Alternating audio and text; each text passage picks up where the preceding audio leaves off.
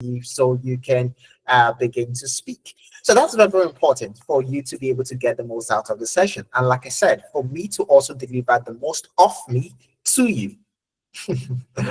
But just to test things out, to ensure that we are going to communicate, to ensure that we are all going to be on the same plane, to ensure that the frequency I'm going to be speaking in is also the frequency that you're going to be listening on as well.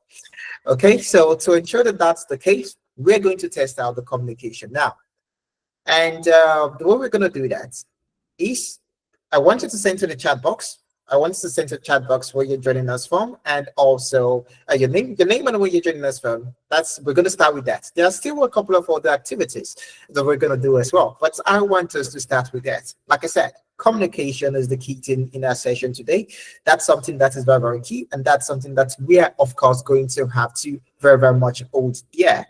Okay, fantastic. So I have Adindu from Abuja. Thank you, Adindu. We have John from Lagos. Fantastic. I need more comments. Okay, I need more responses. Or we could just end the session right now. Okay, we could just end the session right now. We all go back to that party because, of course, it's Friday. And depending on your location, your time zone, probably it's already TGIF. Or for you, it's getting close to TGIF. I'm talking about the nightlife. So we have Adebo from Katsina. We have a Blessing from Lagos. Okay, fantastic. We have Michael from Lagos as well. Okay, we have Ayodeji Manuel from Kwara State. Okay, fantastic. So that means that most of us, we are actually from Nigeria, or at least from the West African region, which of course is also amazing. So that's just going to help me to ensure that I'm using analogies that each and every one of us will be able to relate to. Okay, all right, fantastic. I also want someone to say, what do you think we're doing today? Okay, I want someone to send to the chat box. What do you think we're doing today? What topic are we looking at? What are we exploring?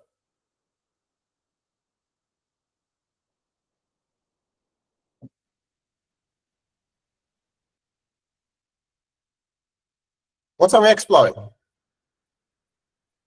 And I need us to know. I need us to send to the chat box. Sorry. What do you think we're doing? Are we talking about data science? Are we talking about data engineering? Are we talking about how to cook? Maybe we're talking about how to cook. Maybe we're talking about how you can make pie. Okay. So what are we doing today? What are we doing today? Blessing says exploring AI tools as a data analyst. Absolutely fantastic, Blessing. And you are absolutely right. That is what we are doing today. That is what we're exploring. Okay, we are understanding how you can use AI as a data analyst, and we're going to take a look at this from a unique angle. We're not just going to look at how you can use LLMs, your ChatGPT, your Cloud, your Grok, your Copilot. That's not just what we are looking at, but rather we're going to see how you can build automations, how you can build an AI agent yourself. So what I'm just saying is that at the end of the session, you are going to be a data analyst that's also an AI engineer. So I'm going to go ahead and pull up my screen so we don't waste time at all. Just give me a moment.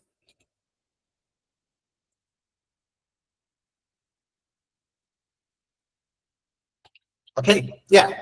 So we're going to be building an AI data analyst employee to analyze and build reports in less than 2 hours.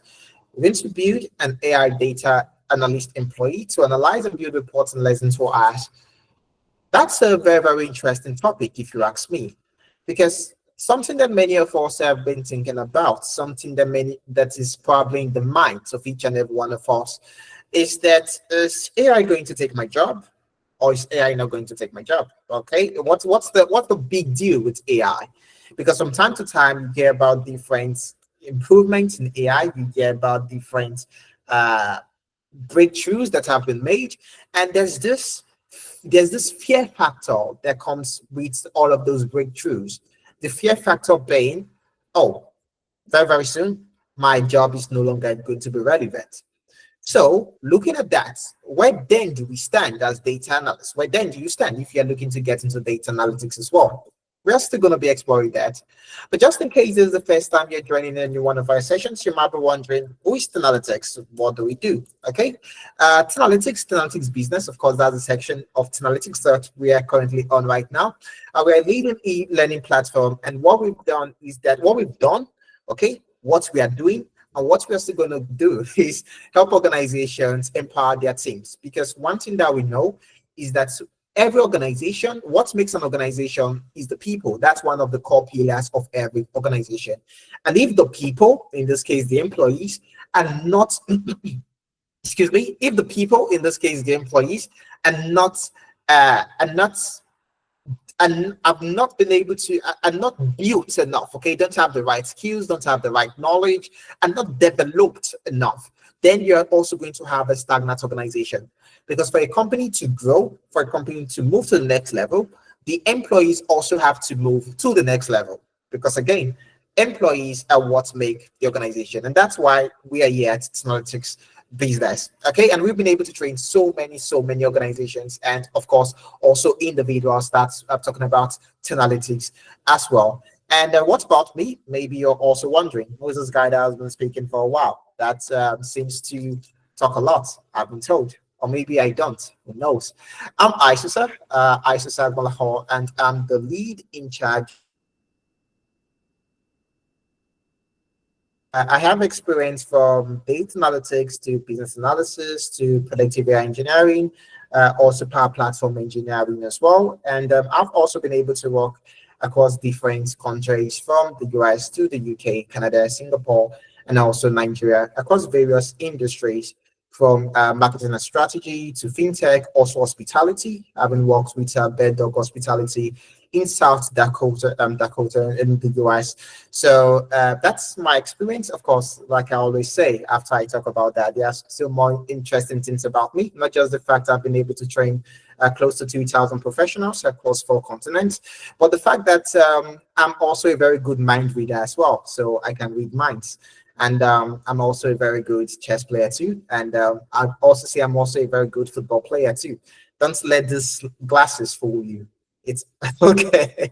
Don't let these glasses fool you. So, yeah, maybe one day we might meet on the pitch. But yeah, that's it about me. And just to confirm, like I said, for us to move forward, for us to have a great session, we are going to have to communicate. Okay, communication is very important. Communication is very key. So if you know you're still with me, if you know you're good to go, just give me a thumbs up, or you can send to the chat box. Yeah. Okay, as FMina always says, if you've ever been in FMina session, you probably know, yeah. So I want you to send yeah to the chat box. Okay, so I can see lots of thumbs up from Marvelous to Peter. I need more thumbs up or comments from Ajay. So fantastic. Okay, yeah. From Maximilian, Steve John. Great, absolutely fantastic. All right. So what are we going to be doing today? At the end of the session today, there are three things that you should have been able to accomplish. There are three things that we are looking to do. There are three things that we are looking to achieve. The first being the fact that you are going to be able to build a data analyst agent in less than 2 hours. Okay? You are going to be able to build a data analyst agent in less than 2 hours. That's the very first thing that you're going to be able to accomplish. Now, what does it mean to build a data analyst agent? What's the meaning of that? It all sounds like, I don't know, but it doesn't sound, what does that mean to build a data analyst agent? Well, we'll take a look at that. But that's the first thing that you're going to be able to accomplish after the session, of course. And the second thing is that we're going to use tools like ChatGPT. You're going to see how you can use AI tools like ChatGPT to build a management report.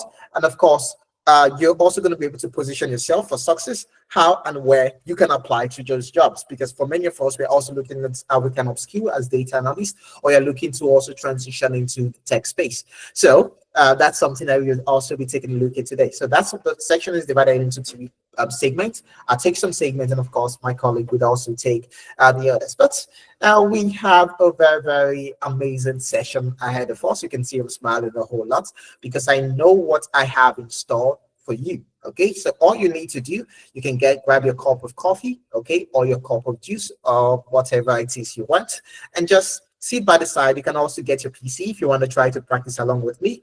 Fold your legs and watch. This session is going to be like the much anticipated Barcelona versus Chelsea, and also Barcelona versus PSG. For the guys in the house, I'm sure you understand what I'm talking about. You guys understand what I'm talking about? Exactly. Exactly. So this session is going to have that kind of hype. Okay, because right now that's the talk of the town. But yeah. So but we have to still understand, okay, who is a data analyst, what does a data analyst do? And we get to that. But I really want to address the fact that I really want to address that fear that many of us have. The fear about AI is going to replace me. Oh, is data analytics still a career I want to get into due to the fact that now you have AI here, AI there, AI everywhere?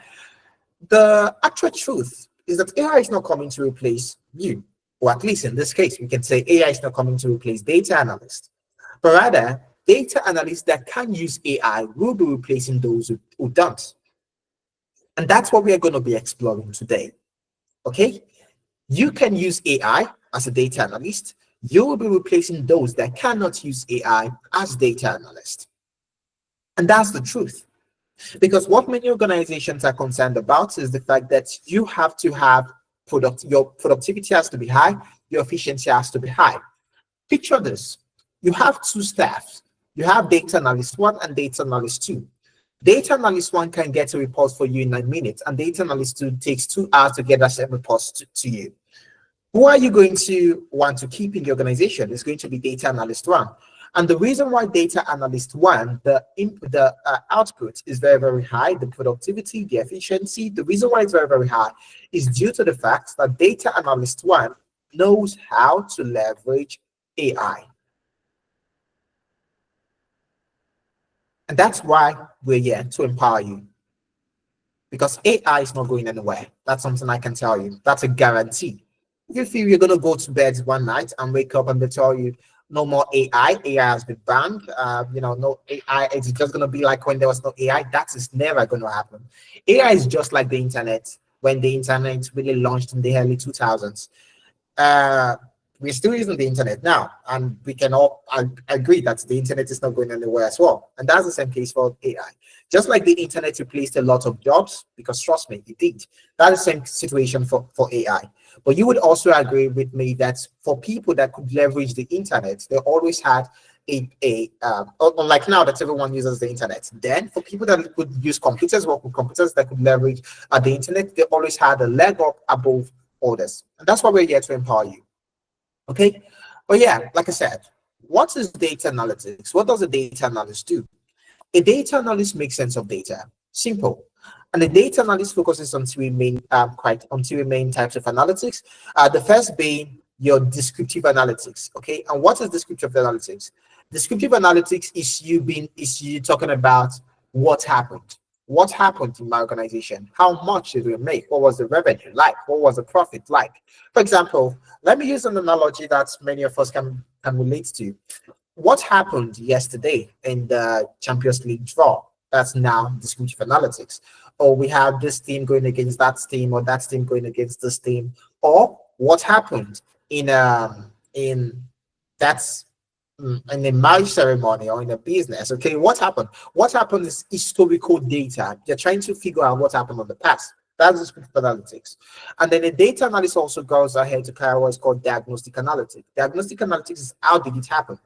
Okay, so last month we made $5 million in sales. Okay, which is fantastic. That's like the target of some companies for 2 years. Okay, but we will be able to do that in a month.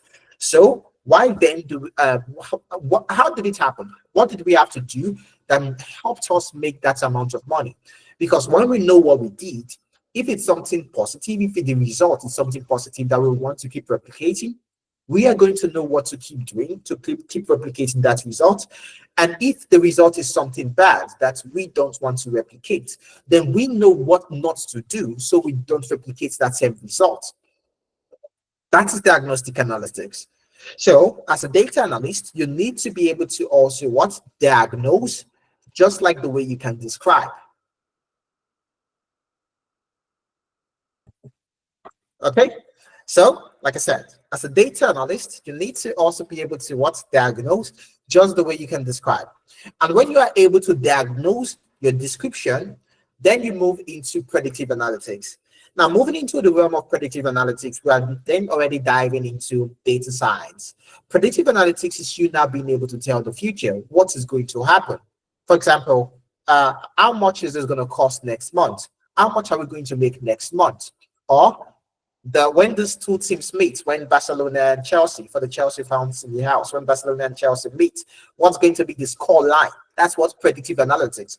And how do you carry out predictive analytics? By using your historical data. You don't just predict, you just go to bed and you start predicting. No, there's actually a base to it. You're talking about being able to forecast using your Excel, being able to build machine learning models using your Python. That is how you get to what? That's how you get to predict. That's how you get to carry out your predictive analytics. And then you also have your prescriptive analytics. Prescriptive analytics is now being able to tell the organization what should we do based on my description, based on my diagnosis, based on my prediction. What then should we do? Prescription. So prescription is you now telling the organization. So prescription is you now telling the organization, based on this, I feel we should go this route. Oh, I was able to see that. Let's look at descriptive analytics. I was able to see that we made 5 million last month. Okay, based on that, what was the diagnosis? How did we make 5 million? We made 5 million because there's this influencer we engaged. Okay, great. So what's the predictive analytics? The prediction is that if we keep using this influencer, we are going to have a downturn. We're going to have a downturn in sales due to the fact that we are already over leveraging this influencer. Okay, so this influencer has already given us access to their community, so we can't keep pumping money in there due to the fact that these people already know of our product. I don't know if you understand what I'm the kind of analogy I'm trying to paint. So that's you not using what's predictive. And the prediction, like I said, you're going to use machines to carry out predictive analytics. So now that you've been able to carry out prediction that, okay, last month we made $5 million in sales. Why? The diagnosis. We made $5 million in sales because of what? Because of this influencer we engaged. What's the prediction? The prediction is telling us that if we keep engaging this influencer, we're not going to keep receiving $5 million in sales, but rather we're going to have a downturn where we're now receiving $1 million in sales. So what's now the prescription? The prescription is the fact that we should search for another influencer. That is data analytics. Okay? That's data analytics. So data analytics does not just stop in, oh, what's happened, and you just click on your computer, get the data, and you say, oh, we made 5 billion, that's it. No, it's a whole lot more than that. And the tools that you use to carry out all of this, so you have your Excel, your Power BI, your Tableau, your SQL. You also have your Python mostly for your predictive analytics. For predictive analytics, you can also use tools like your Excel and your Tableau, though, for forecasting. But looking at all of this now, where does AI and automation now come into play? Okay, all of these things. Where does AI automation now come into play in terms of data analytics? Now we are looking at automation tools.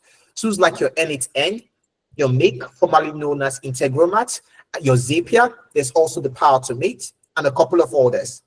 And then you also have some people, and these are for skilled developers like myself, okay, that are able to also automate using what you call Python. So with Python scripts, you can also build automations for your organization. But with these tools, due to the advent of AI, we've been able to incorporate AI with Python to now build models, to now build tools that makes automation a whole lot easier for you. Zapier, for instance, is an automation tool that is mostly used by people looking to carry out simple tasks. Okay, you want to automate the sending of emails. You want to automate your CRM, that's your customer relations, what's the N? Management, your customer relationship management tool. You want to use Zapier. Okay, Zapier for simple automations. Zapier, for you to use Zapier, you don't really need to know much about data. You don't really need to know much about coding. Okay, anyone can use Zapier. Then you have your Make.com, which was previously known as Integromat, but then after that company was purchased, the name was then changed to Make.com. Make.com is a step above Zapier. The fact that for you to use Make.com, you still don't need to have knowledge of coding of things like your JSON, your APIs. You can still use Make.com, but Make.com can do a whole lot more than Zapier in terms of some more advanced automations. And then you move to the big boss. In this case, I'm talking about N8N. N8N is a tool that is also used for automation, but it is for you to use end-to-end, you need to have some technical know-how. Okay, not so much. It's not like you have to know or the entire. You have to be a five-star developer, no, or a five-star. No, that's not what. But you just have to have some idea of things like your JSON, how to write JSON. I don't know if you know JSON.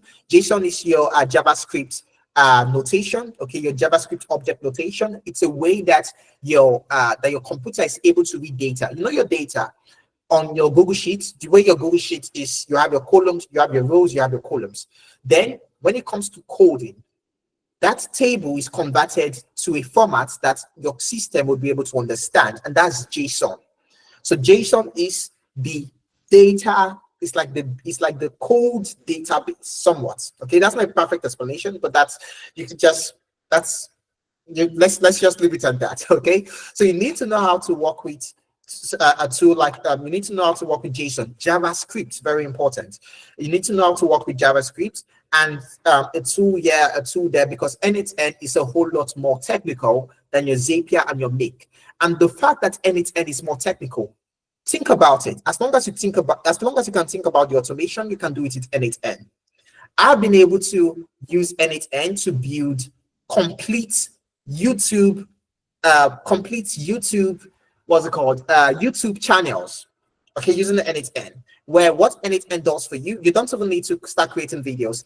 End-to-end would create the video for you using different APIs, create the video for you, add text, all of that, upload it on YouTube. So you're sleeping, you're going about your day to day, but you have a YouTube channel that is working, that is bringing in views, that people are liking. I'm sure if you go on YouTube, you're going to see lots of AI videos today. Some videos you see a normal video, but you hear an AI voice, okay, speaking in the background. Most of those videos, you get things like 5 things you should know. The last would shock you. Okay, you see a lot of those kind of stuff on YouTube Shorts. So that is automation. So you can also use anything. Anything can do a whole lot. Like I said, when you think of, as long as you can think of the automation, end-to-end is there for you. And we are going to be leveraging end-to-end today to build an actual AI agent for data analysis. Okay, don't worry. Like I know I said that end-to-end is a bit more technical than Make and Zapier, but don't worry, I'm here for you. And the great thing about end-to-end now is that you have your ChatGPT. So you don't even need to know how to write the code. For some of these things, ChatGPT can help you write the code, but of course, it still helps for you to have some foundational knowledge. And that's why we are here at Analytics Business. Okay, but enough talk. Moving on to the case study. But before I move on, okay, I just want to confirm that we are all together again. If you know you're still with me, give me a thumbs up. If you know you're following, give me a thumbs up, okay? Thumbs up, thumbs up, thumbs up. No, you're ready to go. You're ready to go. You're ready to dance, okay? That's me. I'm ready to go. Okay, great. So now moving on to the case study. Okay, the case study. That's what we're going to take a look at. But as we already know, for you to get the job as a data analyst, you need the skills. Okay, there are two things you need. You need the skills, and the skills is you being able to analyze data, and also you being able to automate. Because, like I said, we're in the age of what? Automation of AI. So you need to know all of these things, and of course, your experience. So I'm going to be talking about the skills that you need now, and then later on we're going to talk about the experience and how you can get that experience to ensure that you are able to also transition. But moving into the case study, of course, we also have some success stories. We have some individuals that we've been able to help, for example, Marutin and also Pavel. They were able to transition. For example, Pavel transitioned from being a teacher into what? Into data analytics. Fantastic. But we'll spend more time talking about success stories. We're already running out of time. So I'm just going to go into the case study. Like I said, the case study, what are we doing? We're going to be automating data analysis and visualization with end-to-end. Okay, we'll automate data analysis and visualization with end-to-end. And what's the story? The story, we have a mid-sized training and consulting company. And this company, they are always struggling. Anytime they ask anytime they ask the data team, okay, please, I need this report. I need to know what's our monthly revenue. It takes hours, sometimes even days before they're able to get that report from the data analytics team. Remember what I said earlier. AI is not going to replace data analysts, but rather data analysts that can use AI will be replacing those that can't. So now we have a situation where in this company they have AI, they have they have the data team, but it takes time for the data team to give them whatever it is they need to tell them, okay, this is what our revenue is currently at. These are our products that are best performing. These are the sales by region. It takes them a whole lot of time, and due to that reason, it slows down decision making. It slows down what? Decision making. We are going to be working. So what are we going to do? We are going to now come in as the savior data analyst. Okay, and we are going to be able to use automation to increase our productivity. So that when it's taking a data analyst 5 years to get it delivered, it's taking us one hour, 1 second to get it delivered. And that makes us the star boy or the star girl of that organization. And of course, being the star, it comes with some perks, because then you become an asset to that company. And as long as you're an asset to an organization, good things follow. At least when you're in a good organization, anyways. But that's a conversation for another day.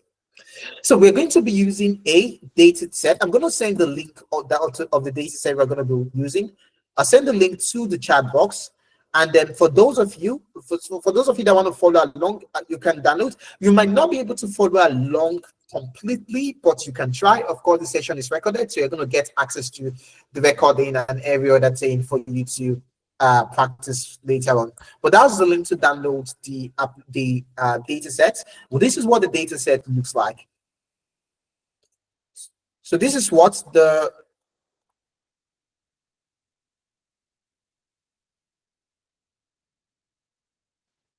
okay, so this is what the data set looks like. A very simple data set.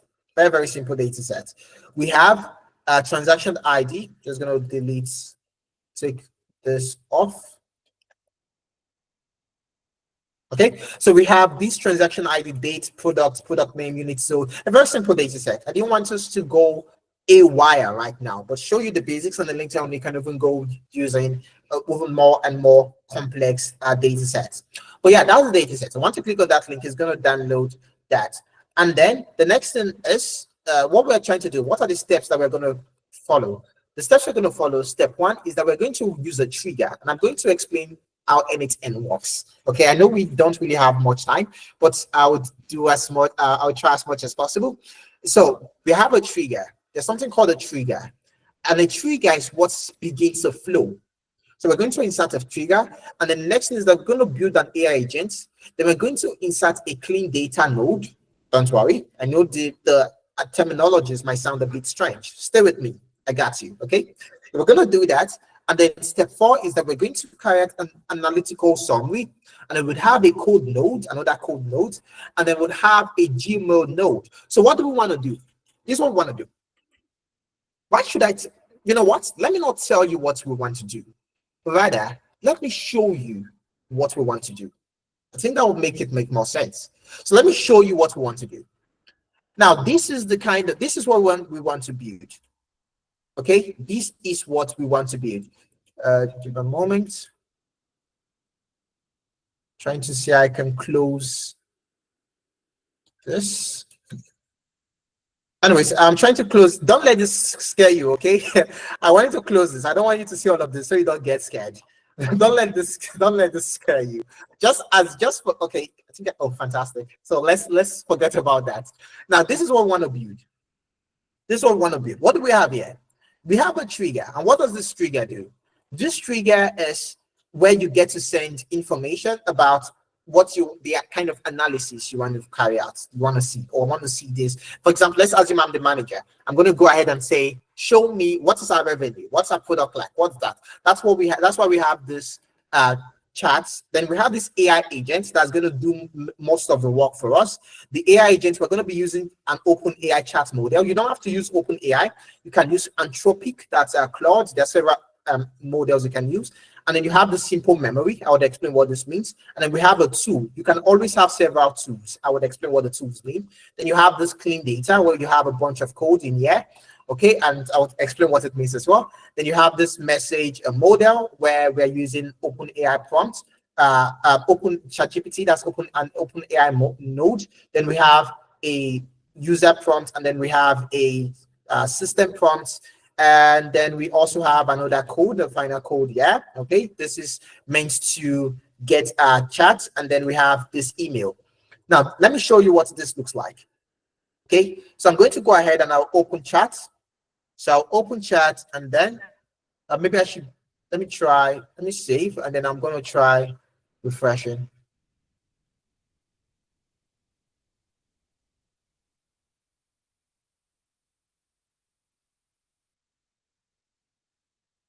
And this is N8N. I don't think I showed you guys this. Sorry. Very, very important. How do you get access to N8N? What you want to do, you want to go type out, you want to type n8n.io. There are two ways you can get access to, you can use N8N. You can either use N8N, the cloud version, or you can self-host. I self-host. And what does it mean to self-host? Self-host means that I'm running it in my own system, so I'm not going to pay for it. And the way I do that is by using Docker. If you have data engineering knowledge, somewhat, you should be able to do that. Or if you have access to things like your Cloudways, that's your company's cloud database, you can self-host N8N. But if you are not self-hosting, maybe you don't know how to do all of those kind of stuff. That's those, because it can be a bit technical. If you don't want to do all of that, you can use the cloud version. And what's the cloud version? The cloud version means that N8N itself, like the company itself, will be helping you host your account. And what that means is that they're going to be helping you run your flows. And so to do that, of course, you're going to have to pay. It's just like Zapier. If everybody knows Zapier, Zapier is also cloud. Zapier does not have an option to self-host. Remember I said N8N is a whole lot technical. It's a more technical than Zapier. That's the reason why in N8N you can self-host. But in Zapier, it's just cloud. Make.com, I believe, is just cloud as well. N8N, you have both options. So for cloud, you can have a free trial. I believe you have a free trial 14 days, if I'm not mistaken. And after that, you then, of course, would have to pay depending on how many flows you run. But if you self-host, it is completely free. N8N is completely free. The only thing you're going to have to do is maybe pay for your APIs, but those are not N8N. Those are your other tools that you're working with.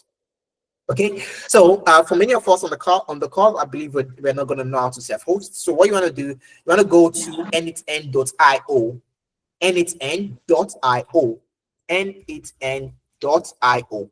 Okay, that's where you're going to go. And then it's going to open this kind of page. You see this page? This is what you're going to see. So you'd see something like get started for free.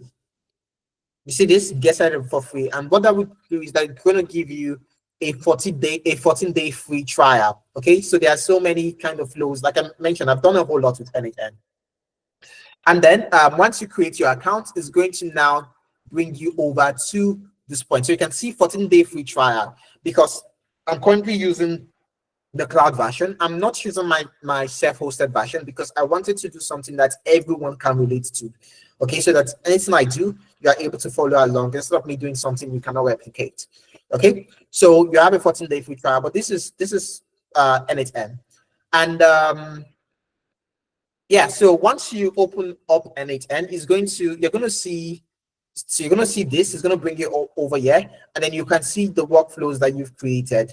So this is the one I just created, and this is what we're going to replicate. So we're going to replicate this, but I want to show you what this looks like, how it works. So I'm going to say, remember, this is the data set that we're working with. We want to analyze this data set. So I can say, what is the revenue by product category? Okay, what is the revenue by product category? If you take a look at this, you see you have product category over here, and you have this little revenue column. So what is the revenue by product category? And then I'm going to click on enter. Then this is going to do its magic. It's running, it's running, and then this is the model. Okay, and then I'm going to receive an email. So I created this to send me an email, and that email. Okay, so I'm going to show you. Let's just wait for that email to arrive. Okay, so I hope I don't have personal information on this. I'll just give me a moment. I'm just going through my email to ensure there's nothing I should not be sharing. Yeah, so we're good. So you're going to get this. So the email I received an email. So this is the email I just received. Okay, this is the email I just received. You can see it's coming from me because I used my accounts to send myself an email. But I'll show you all of that later on. And once I open this up, you see it says data analysis summary. The data set encompasses 6 product categories. Remember I asked, what is the revenue by product category? It's encompasses 6 product category, generating a total revenue of $6,000. $9,000, blah, blah, blah, blah, blah. And over here, I can see a line chart showing me the electronics. That's how much we made per category. So I can see electronics, home appliance, clothing, books, and so and so and so. We have a bar chart, we have a pie chart here showing us the same thing. And this information was gotten from this particular data set. Okay, are we ready to see how this was done?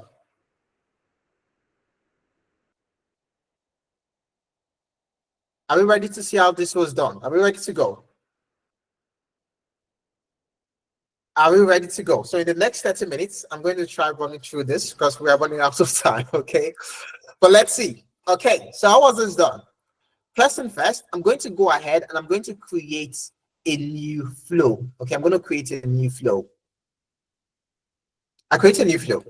Now, the first thing that we need is what? The first thing we need is called a trigger. What's a trigger? Every workflow has 2 things, has 2 types of nodes. You have the trigger node, and you have the trigger node, and you also have the action node. Okay, the trigger node and also the action node. What is the trigger node? The trigger node is what starts that particular flow. Okay, what am I listening to? Is there something I'm waiting for? Is there something I have to do? What's happening? How do I know when to begin? For example, the trigger node could be at 4 p.m. run. So every day when it is 4 p.m., it runs. The trigger node could be when someone says go, you start running. The trigger node the trigger node is like they say, for every action there's an opposite reaction or something, right? So the trigger node is like that action, that external force that's going to come in.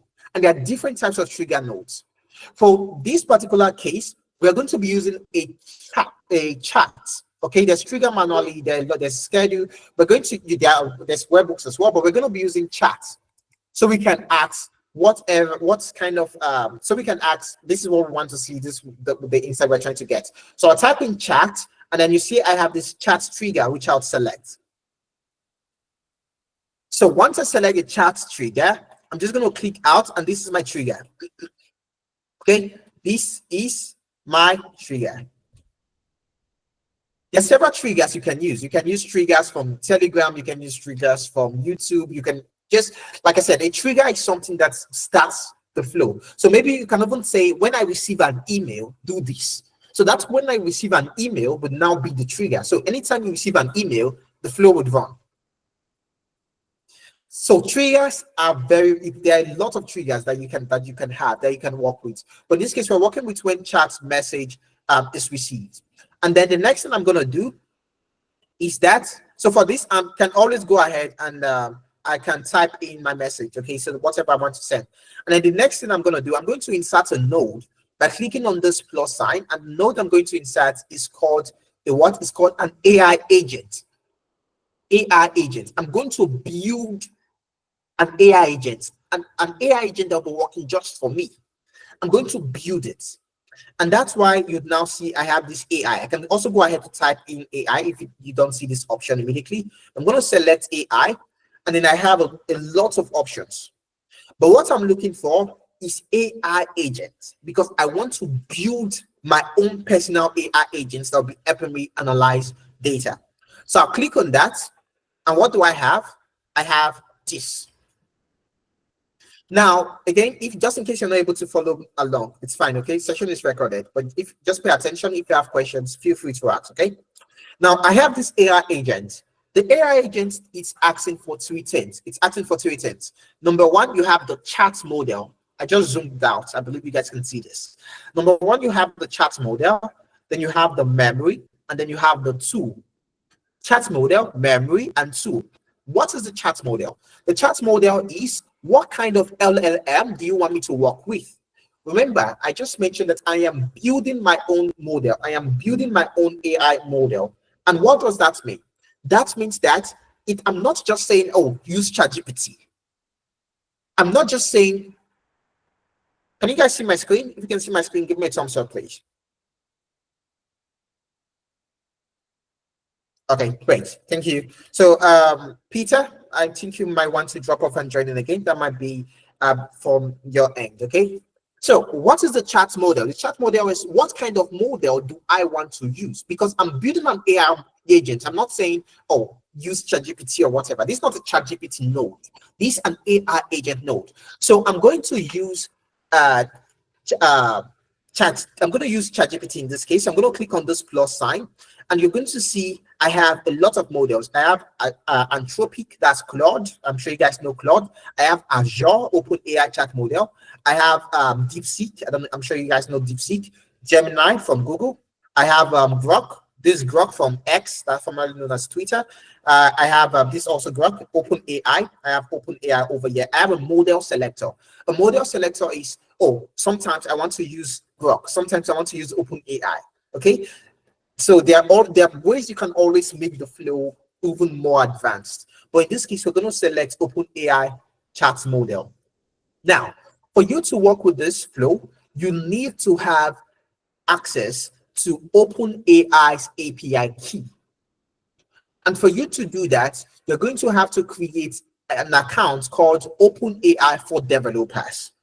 Now, I'm not saying you go ahead and create and buy ChatGPT. Like, maybe you have a ChatGPT Plus or ChatGPT Pro account, and if you have access to API keys. No, it's different.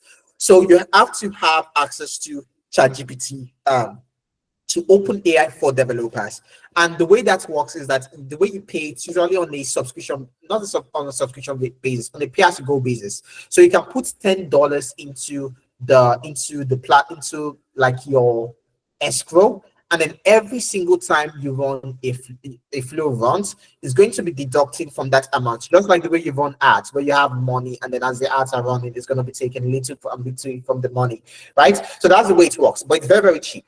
But for testing purposes, the good thing is that when you use N8N free trial, that 14-day free trial, you also get access to free trial for OpenAI. Okay, you get access to free trial for OpenAI. And so once you click on that, you're going to see something like claim free credits. You see something like claim free credits here. So you're going to click on claim free credits, and it's going to give you access to these OpenAI API free credits. But if you already have access to your own API key, you can click on this create new credential, and then you insert your API key in here. Okay, but I'm not going to do that because API keys are very, very secret. So I'm not going to use my API keys. So we're going to be working with the free version for me. But for you guys, if you have that, you can use your API key. You can insert that. It's usually very long. You get it from your OpenAI for developer. That's the name of the account. Not just your normal OpenAI, but OpenAI for developer. You can also check that out right now. And then over here, you see you have the different ChatGPT models, 4.1, Chat 4.0. Any of them is fine, okay? Any of them is fine, really. But I'm just going to use 4 mini. That's 4.1 mini. That's the Open AI model. And then the next thing I'm going to do, just give me a moment, okay, yeah. So we have this Open AI model. And the next thing is the memory. And what is the memory? What do we need in the memory? For the memory, we need the memory. We're going to use a simple memory in this case. There are different kinds of memories. You can use Postgres chat memory, but all of these you're going to need to pay for them separately. So that means you're going to need to open up a Postgres account and pay, and then they give you the API for you to use there. But since we're just working on a simple project, we can use a simple memory. What's a memory? A memory is a memory. I don't think there's any other way to explain it. It's a memory. It's the way ChatGPT, or rather, these our particular AI agents. Don't forget, we are building an AI agent from scratch. Okay, we are building an AI agent. That means that our AI agent also has to have a memory. The memory is the way the AI agent will be able to remember your previous text. Your previous text. Oh, when you use ChatGPT, you send a message. If you send another message below it, it's going to remember what you said earlier at the start. So that's what the memory is. So since we are building our own AI agent, we also need to provide it with a memory so it's able to remember past conversation and use that to give us a better result. In this case, I'm going to use, in this case, we have context window length. What does this mean? We have number 5.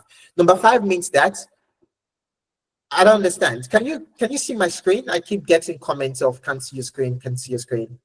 Is it from my end? It's not. Okay. All right then. My screen is not visible, too tiny. Okay, so you can expand your if you're using your phone, if you're on your phone, what you can do, you can click on your phone, you can zoom out on your phone. Okay, there's a way you can zoom out. You can zoom out on the screen I'm currently sharing, and that's going to make it bigger for you. Or if you are on your PC, if you're joining with your PC, you'd see on the screen at the bottom right, you're going to see a zoom icon. So you can click on that zoom icon to zoom out my screen as well. Okay, so that's for those that are complaining of I can't see what's written on your screen. So you can zoom out. Okay, if you're using your phone, just use your fingers to zoom out. Or if you're using your PC, bottom right of the screen currently being shared, you're going to see a zoom icon. So you can click on that as well to also zoom out.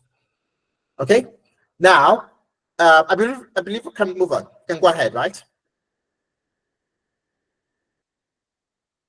Fantastic.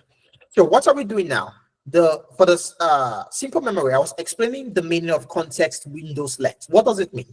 Context windows length means the number of messages that it's going to remember. So in this case, we have 5 messages. Like remember 5 messages previous. So that means that once I send the number 6 conversation, it's going to forget number 5, so like the first one.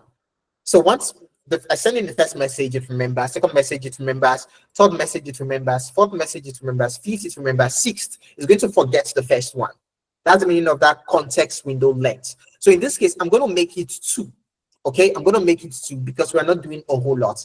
And the more memory you have, the more it's going to take time for the flow to run. It just makes things a whole lot more cumbersome. And in this case, because we're using a simple memory, we want to try to keep it as simple as possible. If I was using a memory I've paid for, like PostgreSQL, those memories you saw, if I was using that, then of course I can go haywire because that's me even getting access to a database. And databases, I can sell a lot of information in there. But in this case, I'm not doing that. I'm using a simple memory that N8N is giving me access to. So I need to try to be as minimal as possible. So I'll go with number 2. And then the next thing I have is called a tool. Now, what is the tool? This tool is there something I want this AI agent to do? For example, if I need this AI agent to send, let's say, an email, I'm going to need to add in an email to this point. Maybe I'll add in my email address, my Gmail. So that means that this AI agent, whatever I tell this AI agent to do, maybe I write a prompt that says, do 2 + 2 and send me an email of the answer. Okay, let's say I make this AI agent work in a way that whatever chat I've sent in, whatever message I send in, I could say I would say something like carry out the arithmetic and send me the answer via email. That means if I say 2 + 2, I type in 2 + 2 on this chat, this AI agent is going to go ahead, run that, take a look at the memory, do all of that, and it's going to send me an email with the answer. So for me to get that email with the answer, I need this tool. That's why I have this tool. That's why when I click on this, there are a whole lot of tools. In this case, what tool are we going to be using? We're going to be using Google Sheets. Why? Because our data is on Google Sheets. So the data you downloaded, you can upload it on your Google Drive, on your Google Sheets. Okay. So we're going to use Google Sheets because the data I want you to analyze is on Google Sheets. So I cannot just say analyze data. Okay, and where's the data? Right? So I have to point it to where the data is located, and in this case, the Google Sheet. If I wanted to send an email, I'm going to have to use a Gmail tool. If I wanted to send a message to Slack, I'm going to use the Slack tool. If I wanted to send a message to Telegram, I use Telegram. If I wanted it to update my database on Notion, for those of you that use Notion, I'm going to insert a Notion tool. If I want to do something on Airtable, I'm going to insert an Airtable tool. Once you think about the tool, it's probably in here. Google Drive, Jira, you have Jira, see Jira in here, you have Kite Maker, you have LinkedIn, you can do something on LinkedIn, you can build an agent that's going to be posting LinkedIn content for you every day. So if maybe you're tired of posting on LinkedIn, it's going to be doing that for you. Okay, you can do, you have Microsoft, you have SharePoint, you have it's a whole lot. You have PostgreSQL, okay, for that's your SQL tools. You have QuickBase, you have QuickChat, you have Reddit, a whole lot. So in this case, I'm going to use Sheets. You also have your Excel, your Excel, your Teams, all of that. So I'm going to type in Sheets, Google Sheets, and you see I have Google Sheets. And over here you have Fresh Service as well. I think there's also Fresh Decks in here. I think this is Fresh Decks. Anyways, you have your Google Sheets. So I'm going to go ahead and I'll select Google Sheets. Now for the Google Sheet, it's asking me to sign in. I'm already signed in to my account, but for you, you're most likely not going to have signed in. So what you're going to have to do is create new credential. So you click on create new credential and you see over here where you have sign in with Google. So you click on that and it's going to give you a prompt asking you to sign in. So you select the account that you want. So me, I've selected my account already. In this case, that's what I have here. And then you're going to sign in. So you absolutely need to sign in. You need to provide a credential so it knows where it's going to. Because you cannot just create a sheet without signing in. So is it my account is going to get the data from? No, it's your account. So you have to sign in with your account. And then over here, I'm just going to leave all of these as it is. And then I'll go to the operation get roles. So get roles means that I want to get, there are several operations. There's append or update. That means maybe after you have done some analysis, I want you to update this particular row. I want you to update a sheet on my Google Sheet. I want you to do some. I want to delete. There are a whole lot of options. But what I need is get rows because I need you to be able to get the information. I want you to read the Google Sheets to know the data that's in there. And then on documents where you have from list, I'm now going to select the document. So I have a lot of documents in here, but this is the document I'm searching for, online sales data. How am I able to see all of my documents? It's because I've signed in. If I did not sign in, I'm not going to see my documents. Okay, I'm not going to see my sheets. But over here, I can see the sheets that sheets downloaded because I've signed in with my account. And then at this point, I'm not going to select the actual sheets within the actual tab within the sheets. Okay, because if I come over here, you're going to see this is the sheet. So this is the document I selected. Now I have to select the sheets because I can have multiple sheets or multiple tabs in one workbook. So now I'm selecting the exact sheet I'm referring to. And that's the reason why I have online sales data again. Okay. And I'm just going to leave every other thing as it is. And we are looking good. And I can add multiple tools. So it's not just one tool. I can decide to add another tool. So maybe sometimes when I'm typing a message, I can say, do this on Google Sheets or do this on Excel. As long as I have Google Sheets and I also have Excel, the system is going to be able to know, should I select Excel? Should I select Google Sheets? So you can have multiple tools. Remember, I talked about this being our own AI agent. So we are building AI that will work for us. This is not ChatGPT. So don't think we're just, oh, this ChatGPT. No, we're just using ChatGPT as the chat model. But what we are doing right now is we are building our very own LLM that can assist us with whatever in the world we need it to assist us with. Okay? All right. Next, I'm not going to open up this AI agent. And how do I open up? Just in case you're wondering, you have to double click. Okay, so if you click once, it's not going to open up. So you have to double click on that node. So I'll double click on this AI agent. And over here, I have all of this, which I'm going to leave. And then I'm going to add an option called system message. System message. What's the system message? The system message is me prompting the agent at the back end about what is going to look like. Right now, you see it says you are a helpful assistant. That means that this agent is always going to be working as a helpful assistant. The prompt, this system message, is the ability for me to make this agent anything in the world I want it to be. Oh, I want it to become a sales master.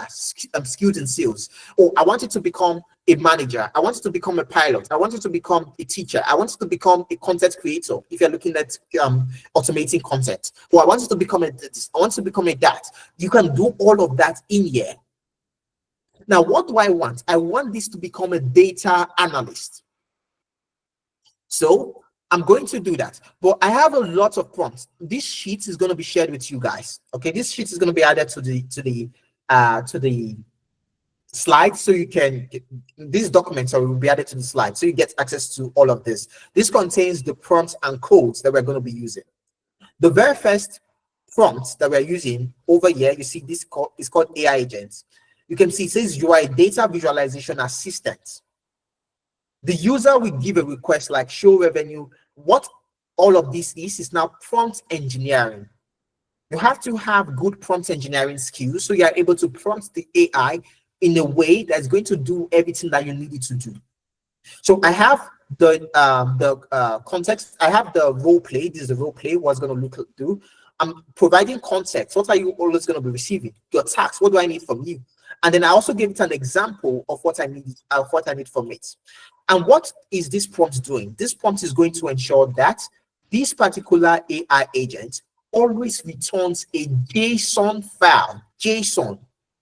Remember I mentioned that when working with N8N, it's helpful for you to have knowledge of JSON codes, all of that. So it's going to return a JSON file, because that JSON file, we're going to pass it to a code that we need to work with. So that's what this prompt is for.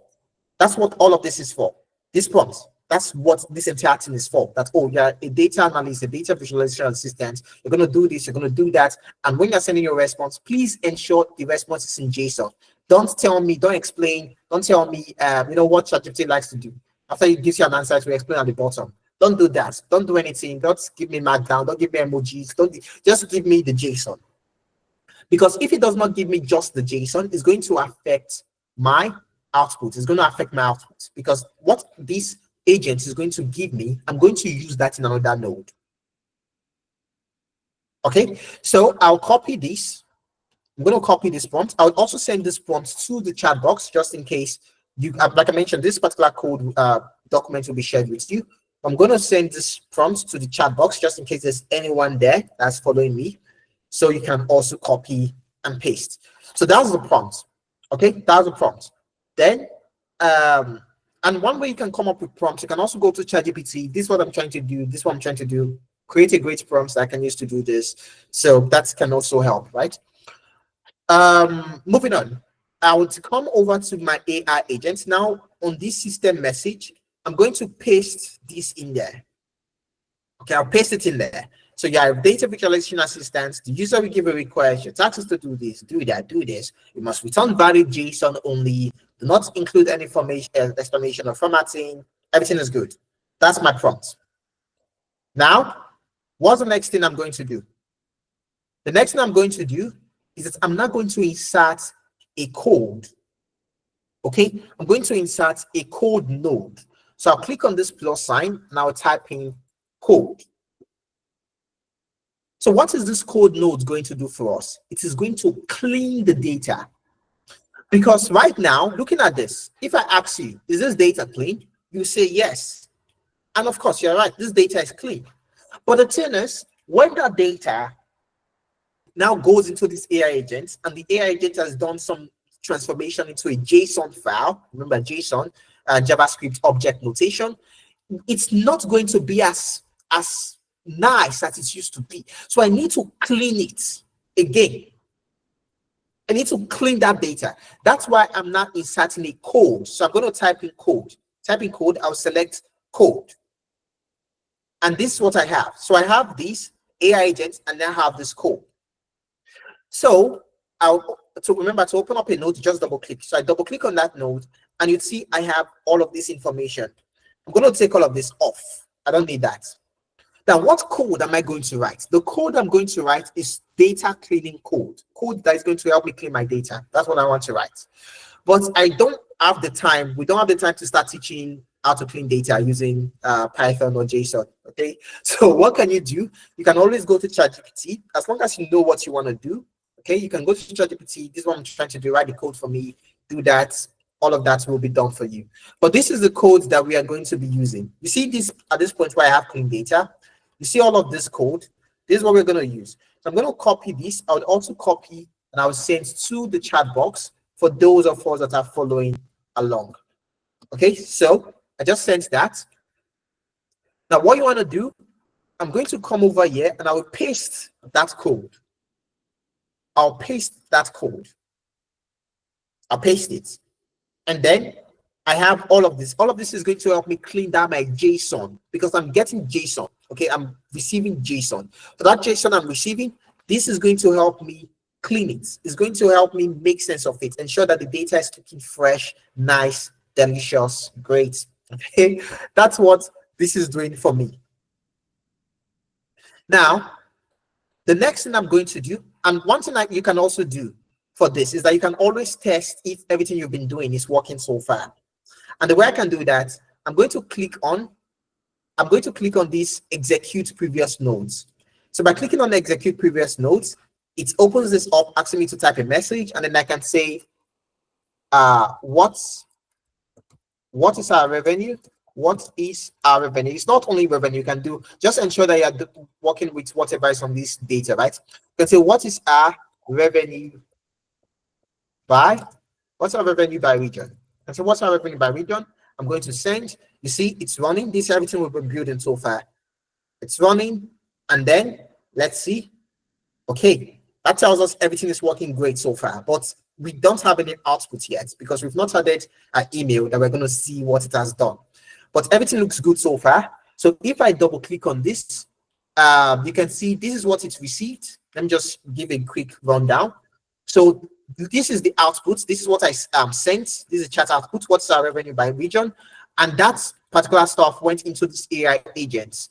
Okay, so we can have the schema view, table view, JSON view. Okay, but this is schema. So this is the input. This is what is going into the node, and this is what is coming out. So what is going in is all of this message. So after it went into these agents, then what came out? This is what came out. You see, this is a JSON. This is a JSON. You might not know what JSON is if you don't have knowledge of development. But like I said, that's why we are here at Analytics, okay? Analytics business. That's why we're here to assist you. So we have this is JSON. This is what's called JSON. The reason why I have this JSON is because I've already prompted these AI agents that always respond in what? In JSON. So that JSON that's coming from this AI agent now went into this code, and then it was now cleaned up for me to have something like this. Where I can see the table, the JSON, the schema, for me to have something like this. That's where we are right now. Now, the next thing I'm going to do is that I'm now going to, what's the next thing we have to do? So we have the chart, we have the AI, we have the code. But now we're going to need to use an AI model. That's we're going to now use ChatGPT, a ChatGPT node, a normal ChatGPT node. So I'll click on this plus, and I'll click on search OpenAI, and this OpenAI. So I'll select OpenAI, and I have a lot of things I can do with OpenAI. I can create an assistant, delete an assistant, as if I already have a list of assistants in my development account, generate audio, that's talking about Whisper. This is also used for your YouTube commentary if you want to automate YouTube. But like I said, it's not free, so you're going to have to subscribe to OpenAI. But what we want to select, there are a lot of things. You can analyze image, generate image, but what we want to use is message a model. So I'm going to select message a model, and we have this. Okay, we have message a model. You can see this is different from this. They don't look the same because this is also building our own AI, but this is where we're working with ChatGPT. Now, what am I going to do? I'm going to come over to the model where I have the model. I'm just going to select my ChatGPT 4 mini. Any of them is fine, really. These are just different, like you have ChatGPT 2.5, ChatGPT 4, ChatGPT 5. I think we have ChatGPT 5 now, but I'm going to select 4.1. And then the first thing is the prompt, the user prompt. What is the user prompt? The user prompt is the prompt that you type in. Okay, the prompts that you type in. You know, when you open up your ChatGPT, you type in messages. Hello, do this for me, do that for me. That is the user prompt. That is you prompting ChatGPT. So what is going to be the user prompt in this case? The user prompt we're going to use, we're going to come over to when chat message is received. We're going to pick the message that we sent using that chat box that we said, oh, what's our revenue? We're going to pick it from there and send it into ChatGPT. So we'll come over to this point where you see when the chat message is received, and over here you see what's called chat input. What is our revenue by region? So I'm going to now click on this I will drag it over to what? To prompts. You see these prompts? I'm going to click on this and drag over to prompts, and then I'll release. And I will have this. This is also this JSON as well. So the good thing about this, I don't have to type this out manually, but if you already know, you can type it out manually, but you can also drag. Okay, so I have this, and I'm going to hit enter. So what is this showing now? This is showing what is our revenue by region. This means that just assume you went to ChatGPT and said, what is our revenue by region? That's what you just did. You just went to ChatGPT and typed, what is our revenue by region? Okay.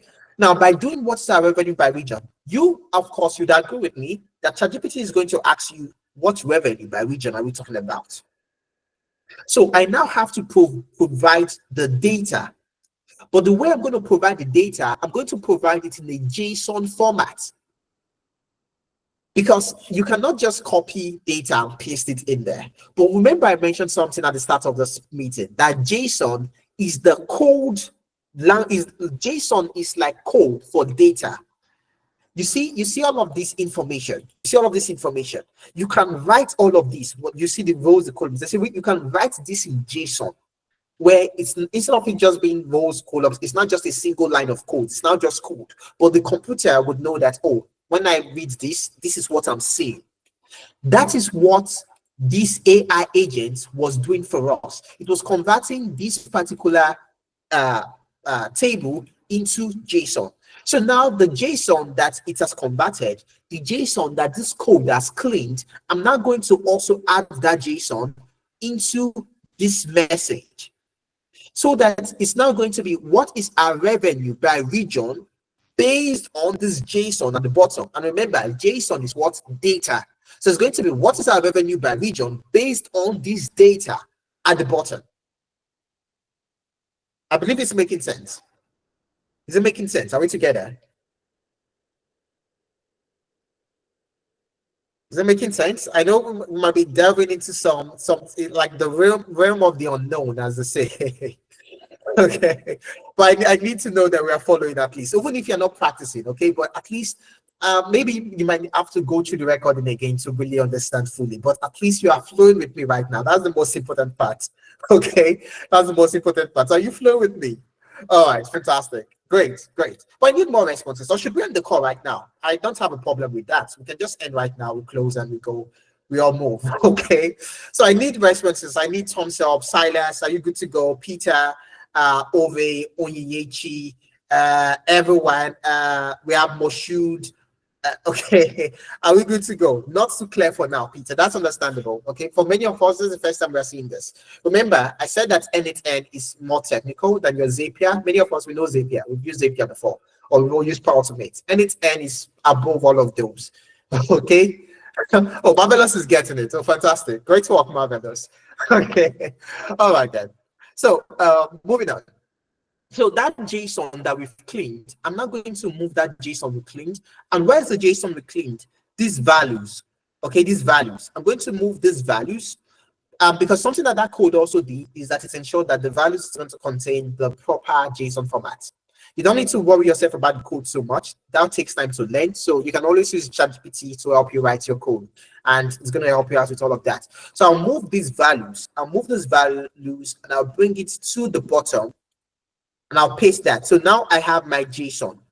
Okay, so I have my JSON. So I have when this message is received from this JSON at the bottom. Now the next thing I'm going to do, I'm now going to add message. I'll add another message. Okay, I'll add another message. And this time I'm going to change the role to system. What is system? Do you guys know what is called an AI wrapper? Have you guys ever heard of AI wrappers? It's called AI. Have you heard of agentic AI? Okay. Do you guys know Lovable? You know Lovable? Yes. Okay, what can I use? What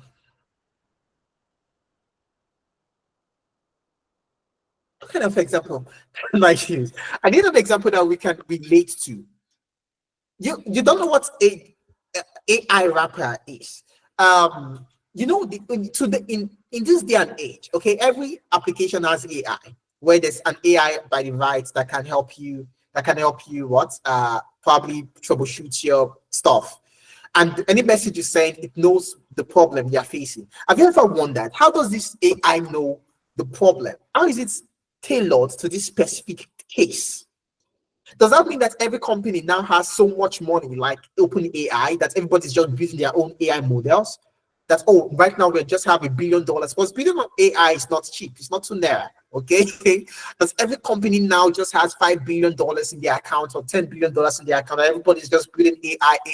Even an application that's released today is going to have AI. Haven't we thought about that? Anyways, that's what is called an AI wrapper. Because for those applications, there's an AI at the bottom. Most of the time, it's ChatGPT. Okay, open AI model. There's an open AI model at the back end that has been prompted to follow a specific format. That's why, let's say for a tool like Lovable, for instance, Lovable, where you can build applications by just typing or build this, it's going to build it. Because at the back end, there's this AI model that has been prompted to know that anytime someone sends a message that building an application, the AI model has been prompted like this: you are an expert developer. There's nothing in, there's no language you don't know. You have knowledge of C++, of J sharp, of this, of that, of this, of that. You are an expert UI, UX design.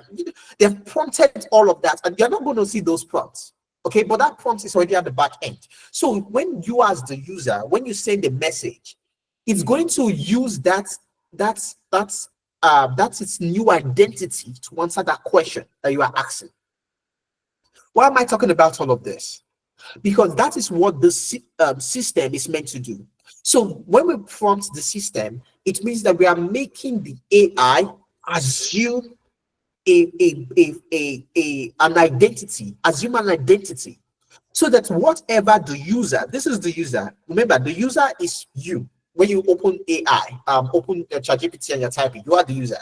But so that whatever we type into that AI is going to answer that question based on an already assumed identity. Let me pause the explanation. Let me pause the explanation there and let's move on. Okay, so to do that, we're not going to come in here and you'd see this is now the AI prompt, the system prompt. It says you are a professional data analyst. You receive 2 hours. Your task is to do this. Your summary is to do this. This is now going to be what the model, the system will now assume this identity. So often when you ask what is a house, it's going to tell you what a house is. It's not going to start telling you a house is no, it's going to tell you what a house is, but it's going to answer that question like a professional data analyst. So you might get something like a house is a house is a place where you live, and just like the way you also have in databases, in data where you have a database where you store data, that's how the house can store you living in the house. I don't know if you understand what I'm saying, because that's already assumed that identity. So we're going to build that now. We're going to build that identity by copying this prompt. Okay, this entire prompt. Now send it over to the chat box again for those that might be following along. So I'll copy that prompt, and then I'm going to come over here, and then I'll paste it in here. Okay, I'll do what? I'll paste it in here. Just going through to ensure everything is looking nice. Okay, great. So this is the prompt that we're going to be sending. Like I said, just assume you are the one sending a message. This is the message you're going to be sending. But the AI, this is the personality of the AI. This is what the AI as this is how it has been built. That, oh, maybe you're a troubleshooting assistant, you are this, you're that. So that's what we have here. And then the next thing that we are going to do, let me just execute step to ensure that this works perfectly.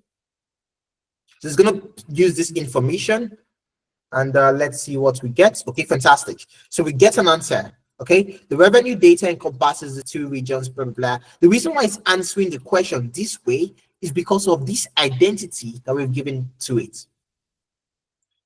Now that we've done that, the next thing is that we need one more code block, one more code node. This code node this time is what we are going to use to what? To build our charts. Remember, when I showed you my email, you saw charts and graphs. You saw pie chart, line chart. So this is what we're going to use. So we use this code to, and before we do that, I'm just going to rename this. One very, very good practice as well is renaming your nodes, because this is a very small node. If I show you some of some automations I've built, it's a whole, the entire pages will be okay. So it's very, very great for you to rename. That's where it helps you track what you're doing. Since I already have like 2 code nodes, I'm just going to call this clean data, because that's what this code is supposed to do. It's supposed to clean the data. And over here, I'm now going to take all of this off, and then I would come over to my prompts. And I'm going to copy all of this. I'm going to copy all of this code. This is going to be using something known as Quick Chat. There's this application or this website called Quick Chat that helps you generate HTML charts and visuals. If you know how to code, I'm pretty sure you know of something called D3. Okay, it's a JavaScript library, D3. It's a JavaScript library. It helps you build visuals. So Quick Chat is free. It's a free platform. It helps you build those visuals in HTML format, because it's going to be sent to you via email. And email uses HTML. What's HTML? HTML is your text. Okay, the way you see everything you see, the way things are written, that's HTML. So it's going to make that chat and place the chat in an HTML format, so that your message, your email, will be able to show it to you as a chat. Okay, I don't know if we understood that, but don't sweat it. Okay, if you don't understand, don't sweat it. It's just a quick crash course. But I just sent you I copy everything. Let me Southern. Okay, I think I was not able to copy the entire. Oh, I was not able to copy the entire code. So about that. So I'm going to have to send. Well, don't worry, you get access to this. Okay, you get access to this. I was not able to send the entire code, or should I try that again? Let me try it once more. And if it doesn't work, then we're just going to have to move on. Oh yeah, I can't send the entire thing because of word limits. But I'm going to paste everything in here. And what this does, a quick explanation, this connects to my clean data node. That's this clean data node. That's why it has clean data. If this is clean data, if you didn't rename this to clean data, then whatever this particular node is called, that's what you have to insert in here. Okay, so the reason it's called clean data is because I renamed this clean data. So if I rename this ISOSA, that means it's going to be ISOSA. Then I have, let me not spend time explaining all of this, okay? But this is where we connect to Quick Chat. You can see HTTPS, blah, blah. We connect to Quick Chat to get access to those pie charts, line charts, and bar chart. Those are the 3 I'm working with. You can always add in more visuals depending on what you want. And then I'm just going to execute step to ensure that this works. Fantastic. So this is it worked. So you can see I got some URL. Okay, sorry, URL, not URI. There's difference. I got some URL, and these are the URL that I'm now going to send to my email that would now show that kind of charts and visuals. So the last thing we need now is my email. So I'm going to type in Gmail. I type in Gmail, and I'm going to say send a message. Send a message. And to send a message, I have my account. I've already signed in. For you, you have to sign in. And then, who am I sending the message to? I'm going to use my account. Send the message to me. Okay. So, if I connected using my own my Analytics account, so I'm going to also send it to my Analytics account. That way, it's going to show sent to you by yourself, something like that. But you can also make this dynamic, just in case you're wondering. Does this mean I can only say, oh, send it to this person? What about if I want to send to different people at different time? You can do that as well. You can make this dynamic, but I'm not going to be able to go into that. There's something you can also do where when you're sending your message, you can say, what is the total revenue from this chat, Then you give a space and you say send to the manager with this email. And it's going to be able to figure all of that out, and it will send to the manager, the manager with the analysis. The things you can do with this, it's mind blowing. Okay, so it's not only yourself you can be sending this to, right? You can make it dynamic, like I said. So the subject, you can also make the subject dynamic, but in this case, I'm just going to say data insights. I'm going to call the subject data insights. Email type, I'm going to leave this as HTML, not text. Text is if I just want to type, but I'm going to use it as leave it as HTML. Why? Because of those charts. Okay, those charts, those visuals that I converted to HTML, all of this. So I need my email to be able to read it. So I need it in an HTML format. Now,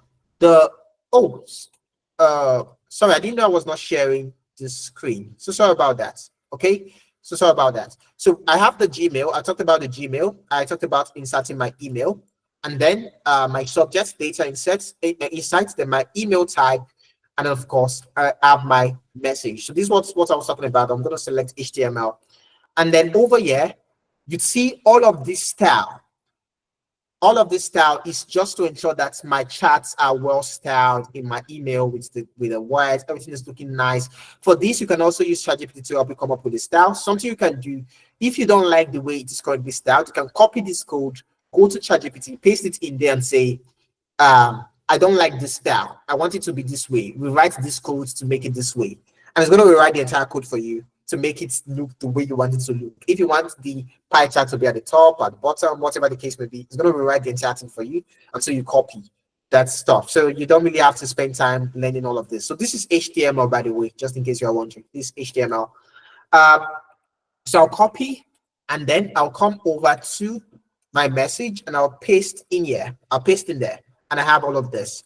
These lines that I have, sorry, not those lines, these green stuffs I have here are the image sources. So this image source for, a moment, for the line chart, this is the line chart, the image source for the line chart, that is it here. So we can do that by just drawing this and placing it in here. So if maybe when you copy and paste, this is red for you, all you have to do, just take it off. And then for line charts, you drag this chart line URL. And then for bar chart, you drag chart bar URL. That's this bar chart. And then lastly, for pie charts, you drag this last one. Okay, so that's about it. Now this is going to give us what we need. So I'm going to save. And let's test it out. I'm going to save. Let's test. I would say, what do we want to know? Let's say we want to know what is the average price. Okay, let's say we want to know what is the average price by for product category. Average price, average release price by product category. I can say, oh, sorry about that. Okay, so I can say what is the average unit price by product category. And what will I do? I hit enter, and we have all of this running.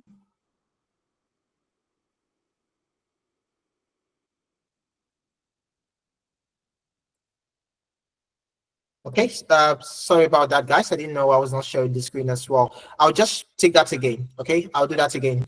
So I want to go ahead and ask, this was the question I asked. I'm going to type that in again. What is the average unit price by product category? So that's what I want to ask. So I'll click on send, and then all of this would run.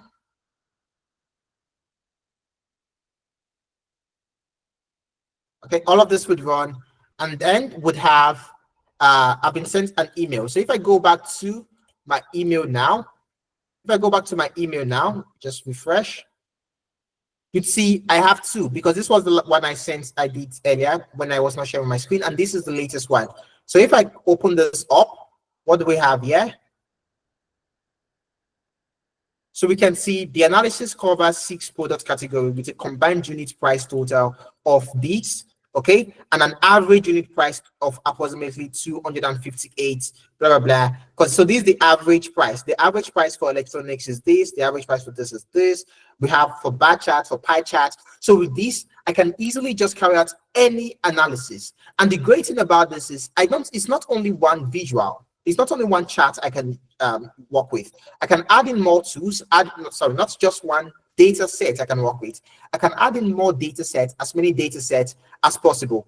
And the fact that it is connected to my Google Sheets directly, that means that even when the data set is updated, it's still going to take that into consideration. It's going to know, okay, now since I've changed, because it's getting this directly from the cloud. So that makes it even better. That means you can just build this once, and every time that sheet is updated, or what is this situation now? What's the situation now? It's going to do all of that analysis for you and get it sent your way. Okay, so that's about it. Like I said, for this is the style. This is the HTML style that we copied. That was the last one, and that we pasted in here.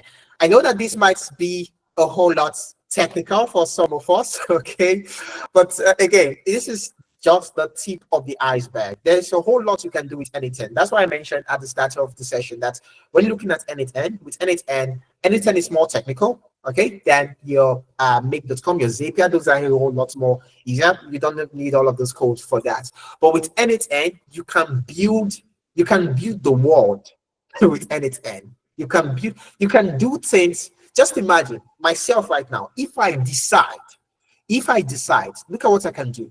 I can go ahead and say, oh, my LinkedIn, I want to be posting. I'm tired of coming up with ideas for LinkedIn. I want my AI to be coming up with ideas for me. And remember, I said that if you self-host N8N, it's going to be free. And I self-host. Okay. So what does that mean? I can go to my self-hosted N8N, then I'm going to go ahead. I'll go ahead and build the entire automation, and I can build the automation in a way that is going to send me a confirmation before it makes any post. So once it goes ahead, I can say make a post every day.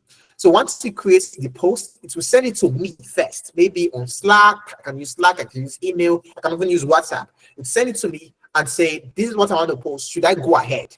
And I can say, go ahead. I can type on WhatsApp, go ahead, and it's going to go ahead and post that particular content to my LinkedIn, my Instagram, whatever the case may be. And if I say don't post, it will not post. If I say maybe I want it to rework it, okay, this is not good enough, I want a better post, I'll type it in, you'll go back to the flow, we run that, tell me, oh, is this good now? I'll say yes, and then go ahead to post. And I'm just talking about content. Think about automations in your business. Okay, you want some sort of automation to occur in your customer relationship management. What Zapier cannot do anything when you compare it to anything. Okay, so there's a whole lot that you can achieve with this, and of course we have been able to build an AI agent that carries data analysis for the company. Remember, what was the main problem of that company? The main problem of the company was the fact that they were not able to get insights on time. So when they ask a question, oh, I need to know what the revenue is, it takes 5 hours, 10 days before we get that information, because of the fact that you have to first of all go to Excel, go to this, do the analysis, use function, use that function, use this chart, that visual. And so we built something that in seconds, literally in seconds, is going to tell you what you want, give you the information that you want, and of course, you're home and dry. Okay, so I hope we had a nice time. I hope because we're not done though, but I hope we got a lot from this. Again, I know that we might not have been able to really follow along, but that's why we have a generative AI program coming up, which of course is going to be talked about soon, where you get to learn about all of this. Okay, this was more of just to show you what you can do with this. So it is going to make you the star employee of the month. In fact, employee of the year. But yeah, so thank you, everyone. I don't know if just to confirm again, if you know that you're still with me, just give me a thumbs up while my colleague comes on to take the other section. Okay, thank you very much, Agape. Thank you, Justice. Thank you, Luashe. Thank you, everyone. Okay, so while we wait on my colleague, I'm going to take questions. If you know you have questions for me, just give me the you can use the raise hand icon, and then I'll answer your question.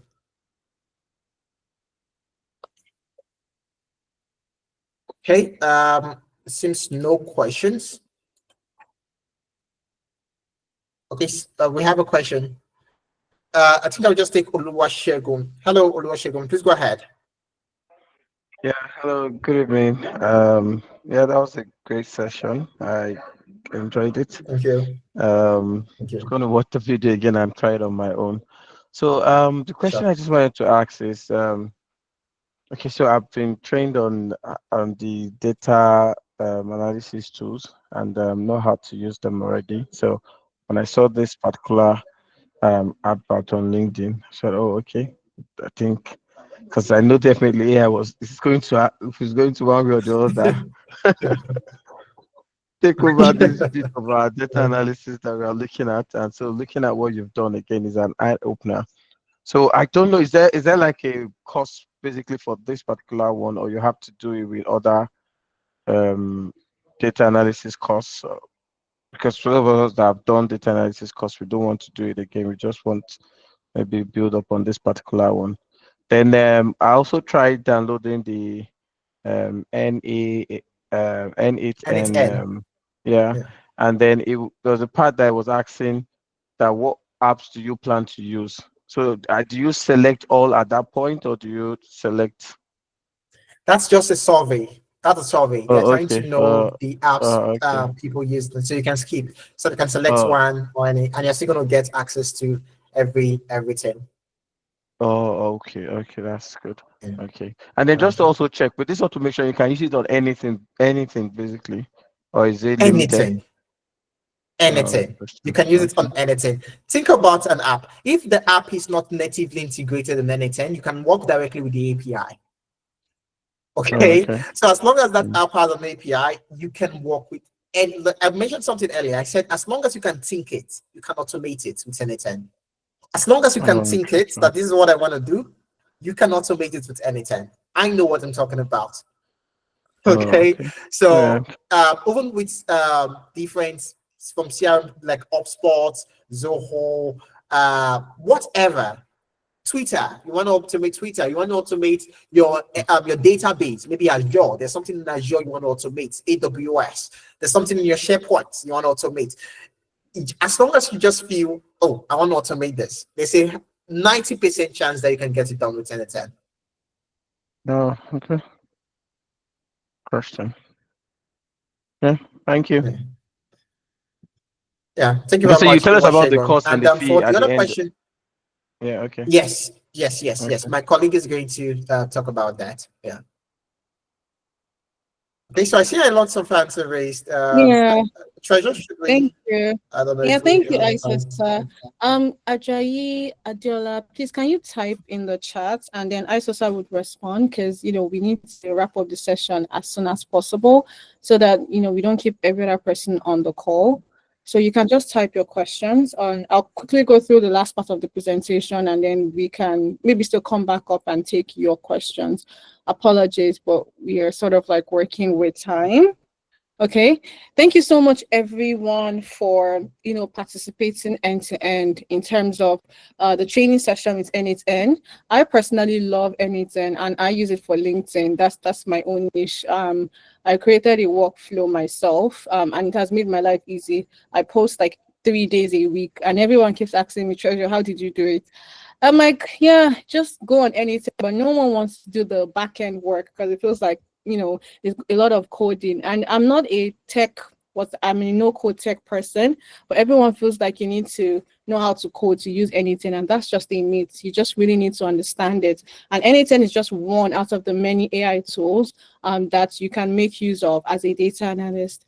Yeah, to answer your question, Oluwasegun, yes, we have a specific course for just AI for data analyst, and that's basically what I have on my screen. It's called generative AI for data analyst and professionals. So it's for people that already have an understanding of the different tools, already make use of it on a day-to-day basis. That's some Excel, Power BI, SQL, Tableau. If you use the Google Stack, talking about Google Sheets, talking about Looker Studio, BigQuery, Python, all the data analysts and data scientists, majorly data professionals. So basically, this is the class and the course that we have on that. It's called Generative AI for Data Analysts and Professionals. The course is looking to start September 13th to October 5th. it's going to be basically just on the weekends, because we are dealing with a lot of individuals that are working professionals, and we understand that you need your Mondays to Fridays, your 9 to 5. So we basically found a way to sort of help in terms of providing working professionals with a class that they can attend. And right now it is heavily subsidized. As you can see, it's 75% discount. It was originally 200,000 naira, but Telalytics is doing its 50th anniversary. So we're sort of having a discounted price. And that's why you see it at 50,000 naira. That's only going to be for the next cohort. After September, we are not having any, like, it's the discount will not be this high. So it's a one-time offer.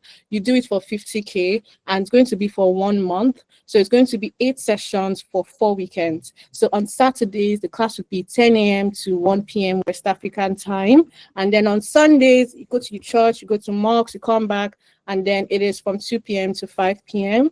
I've dropped the link on the chat, so you can also take a look at it. You can go through the curriculum end to end. Anything, like I mentioned, is just one tool, and there are quite a number of tools that we'll be going on with. There's Gen Spark, there's different AI tools we'll be working with end to end. So just go through this so you can have access to the curriculum and read through. So like I mentioned, the course is just going to be 50,000 naira.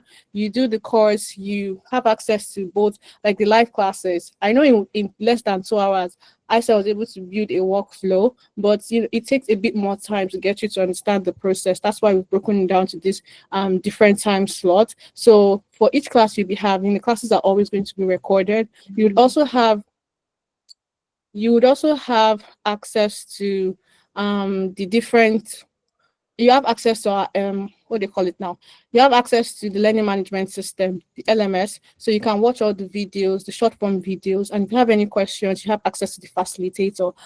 You'd also be getting an internationally recognized certificate. So Tenalytics certificate is actually approved by and accredited by the American Training Institute. So you don't have to worry about in terms of the accreditation value. This is something that is going to be top notch for you. And if you are registering your staff as an organization, it's also going to be a very good addition to for each of them. So that's what we have on generative AI.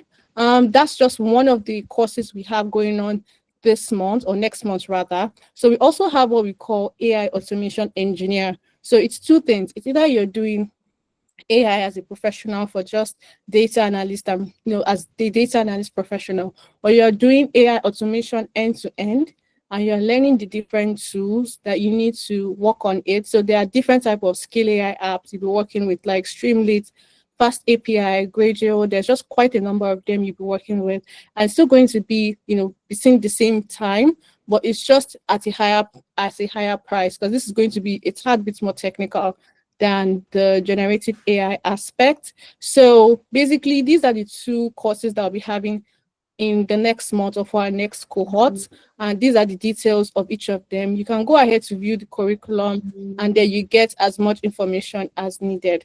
So let me go back to the slide before we start taking questions. So as you can see on here, we have like some of the professionals that have gone through our classes, and we're going to share the slides right after the session is done. So like I said, just fill in the attendance form and you get access to the recording. So then like I said, these are the people that have taken part of our classes previously. They've also gone ahead to work on their projects, and be able to build different portfolios. When I share this, you can view the different portfolios. And these individuals, some of them are in Nigeria and others are abroad. So you can see the type of portfolio they've built for themselves and how they've been able to land a very good role after they finish with the training session. So you can see how important this is for you and how beneficial it is to just have a project portfolio. Like I mentioned, the classes are starting 13th of September. So this is pretty much the two courses we are doing in the month of September. Like I mentioned, this is also going to be at a discounted price. The full amount for both classes are 200,000 naira, but it's currently going on discount. So if you go to the link, and if you go through the link I sent, when you get to this particular aspect, you can either view the curriculum or you can go ahead to register. Once you click on going ahead to register, you get the account information and you can pay straight up. You don't really need too much. It's really straightforward from here. So that's the process. Moving back to the slides. So yeah, this is just showing some of the achievements we've had so far. So 10 is majorly based out of Canada, and 10 Business is a part of 10 Analytics. So this is to show you like the caliber of people that you'd have training. So even people like ISOSA, we have other professionals that cut across Africa as well as all over the world that will be training for this particular open program, just to show you the caliber of individuals we are getting for the session. Next to show you the accreditation. And then there are quite a lot more success stories. So these are individuals that were basically staying in Nigeria and were able to move and they were able to get sponsored jobs. Okay. So you have Ikmat, who joined our data analytics program, and then she was able to secure a job as a data analyst with NHS. You have Ramat, a customer success rep in the UK, who joined our business analysis program, and then she's also able to secure a job as a business architect with NHS. There's towing, there's quite a number of them. Okay, so when we share it with you, you'll see how much value we give to each of our students and how they get to benefit end to end. So, basically it's going to show you how this is very important for you to start as an individual. And if you also want to register your staff, you have the opportunity to do so to help them upskill. And it's basically going to help with your business to achieve your business goals. So pretty much that is it. We have over like 31 individuals that stays up to this point. So I'm pretty sure you have some level of interest in this program. So I'm going to take questions. If you have any questions, please just let me know. I'm going to drop my phone number as well as my email address just so that you can reach out. Okay, installments. So for justice, yes, you can pay in installments. So you can either make a full payment for either of the program, or you can pay in 2 installments. So you make your first installment before the program starts, and then you pay your next installment 2 weeks into the program. So that's the installments package that we have. Someone that's not been, yes, we have a program for individuals that haven't started anything in data analytics and you want to get or you want to learn. We also have a subset for you. So the classes are basically split into two, depending on if it's a beginner or someone who already has some level of knowledge in class, and then we tailor the content based off that. I hope that answers your question, Kosochuko and Justice. Any other question before we move on? Sorry, when you say, can you hear me? Yeah, I can Okay, hear when you. you say you fill all the classes, I just wanted to ask is, would they be based off what we fill out on the form, or how do you know our learning capabilities to tailor the classes based on? Okay, so basically, after you make payments and all, there's a form that you're supposed to fill. So it asks basically what's your technical skill at the moment? Are you a beginner, intermediate, or expert? And then based off that, we're able to populate the course and the course content and how you are being taught. Like I mentioned. Okay, because I'm trying to fill the form now, make payment. I've not seen that part. That's why I'm asking. So is it Okay, so when it's we once. upload the payment Yes, receipts? yes, Then it next, absolutely. okay. Yes. Okay. All right. Thank you, Shegun. It's good. We're looking forward to having you in class. I'm so sorry, Adiola. I know your hands has been up for like forever. Please, let's have you. Hi, Adiola. Are you there? Hi, Adiola. Right. So my question was what I wanted to ask was about the NA10, the Mm-hmm. connection. I think I missed where how to just get it done. The when you're downloading, how is that part that I just needed to get?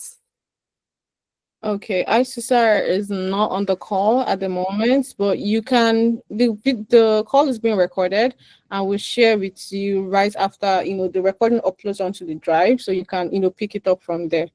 Okay. Yeah. Hi, Adiola. Did you get that? Yes, thank you. Yes, thanks. Yeah. All right. Uh, Okay, so let's have Ajayi. Ajayi, please go on. Okay. Yeah. Thank you very much, Treasure. I Mm-hmm. don't know. Can you hear me? Yeah, I can hear you loud and clear. Okay. Please, I think my network went off when you were talking about the fact that there's you guys are doing promo or probably Yes. Analytics is celebrating some. So I want to Yes. know if somebody like me that is a novice, as in a beginner, I actually want to dive into tech. So, Mm-hmm. and I want to go into data analysis. So, am I also covered in your promo? Because I'm seeing Yes. 50,000 for data analysis. So I don't know. Can I also I mean, make use of that opportunity as a beginner that is just diving into transiting into tech? That's my All question. right. All right, thank you so much, Ajayi. Fantastic question. So, just to clarify, Tenalytics and Tenalytics business, even though we are, part of the mother company Tenalytics, if you know, Tenalytics is charging in dollars. So, Tenalytics business is a subsidized aspect, because Tenalytics is actually from Nigeria. So, even if we cater to Canadian audience and, audience abroad, we also want to give back to people, in the home country. So the idea is we are looking to reach out to organizations, businesses, as well as individuals. And basically, like I mentioned earlier, we are celebrating our 50th anniversary. Dynetics turned 5 August 19. So for our next cohort program, that is the cohort starting in September, we discounted it heavily so that it's a way of giving back. Okay, so people can register for individuals that are looking to get started in tech, who are beginners in tech. They have access to doing so, and that's why it's being charged at the current price of 50,000 naira. So for 50,000 naira, you are getting the same value. Okay, I know Tenancies is different. Tenancies business, the program is going to run for a full month, and then you have access to the videos, have access to all the learning resources, and you are getting the Tenalytics certificate that is accredited as well with all the perks and benefits. So yes, you are covered under the program at the discounted price of 50,000 naira. Okay, Ajay, I hope I answered your question. Yes, yes, yes. Thank you very much. Thank you. Okay, looking forward to Yeah, having you in the of course program. you So did. you can just reach out and you get started. All right. Okay. Okay. All right. Oh, Thank you. okay, okay. Yeah, thank All right. Hi, Gabriel. Hi. Your hands are raised. Hi, Gabriel. Are you there?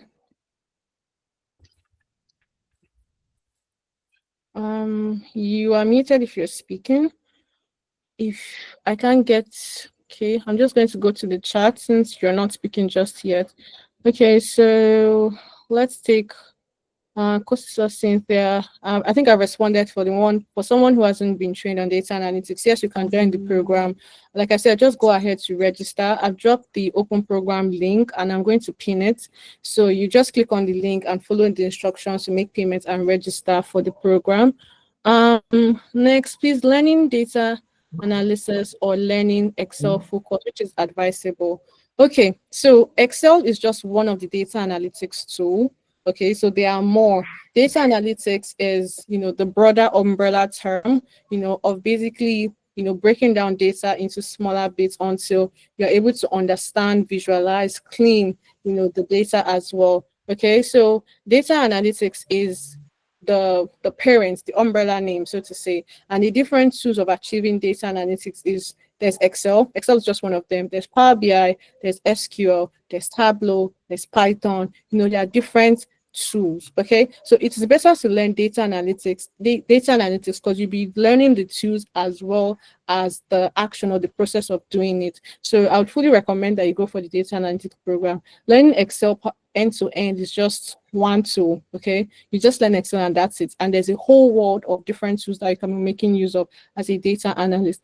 Data analysts don't really use as much Excel, but it's really good to have the other tools in your arsenal when learning. So that would be my response to that, Cynthia. I hope that's helpful. Um, Um, all right, Gabriel, I can hear all you. right. Please go on. Okay. Evening. Good evening. Good evening.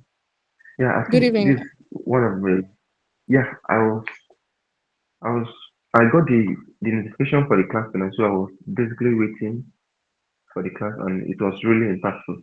Now, quick question: I have three of my guys, no tech background, zero, no, not even Excel, not even Power BI, not even Python, and I want Mm-hmm. them to jump on this course immediately.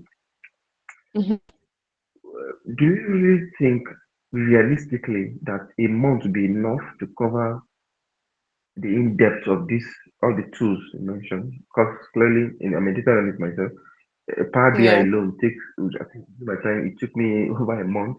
Mm-hmm. No, yeah, Power BI is the SQL took almost 2 months. Then Python, the same weight as SQL. So do you think realistically a month would be enough to cover this? All right, Gabriel, thank you so much for your question. And I think that is a very valid concern. Okay, so originally the program was, I think we started off at 3 days, then we moved to 5 days, then 2 weeks, and now we are at a month. Okay, so a month is more than enough time to do so. Okay, and this is why I say so. So for the classes that we are taking, we use different methods to take it. Okay, so you're not just going to be, coming for live classes. Okay, so we already have what's the code? Pre-recorded courses on our LMS system.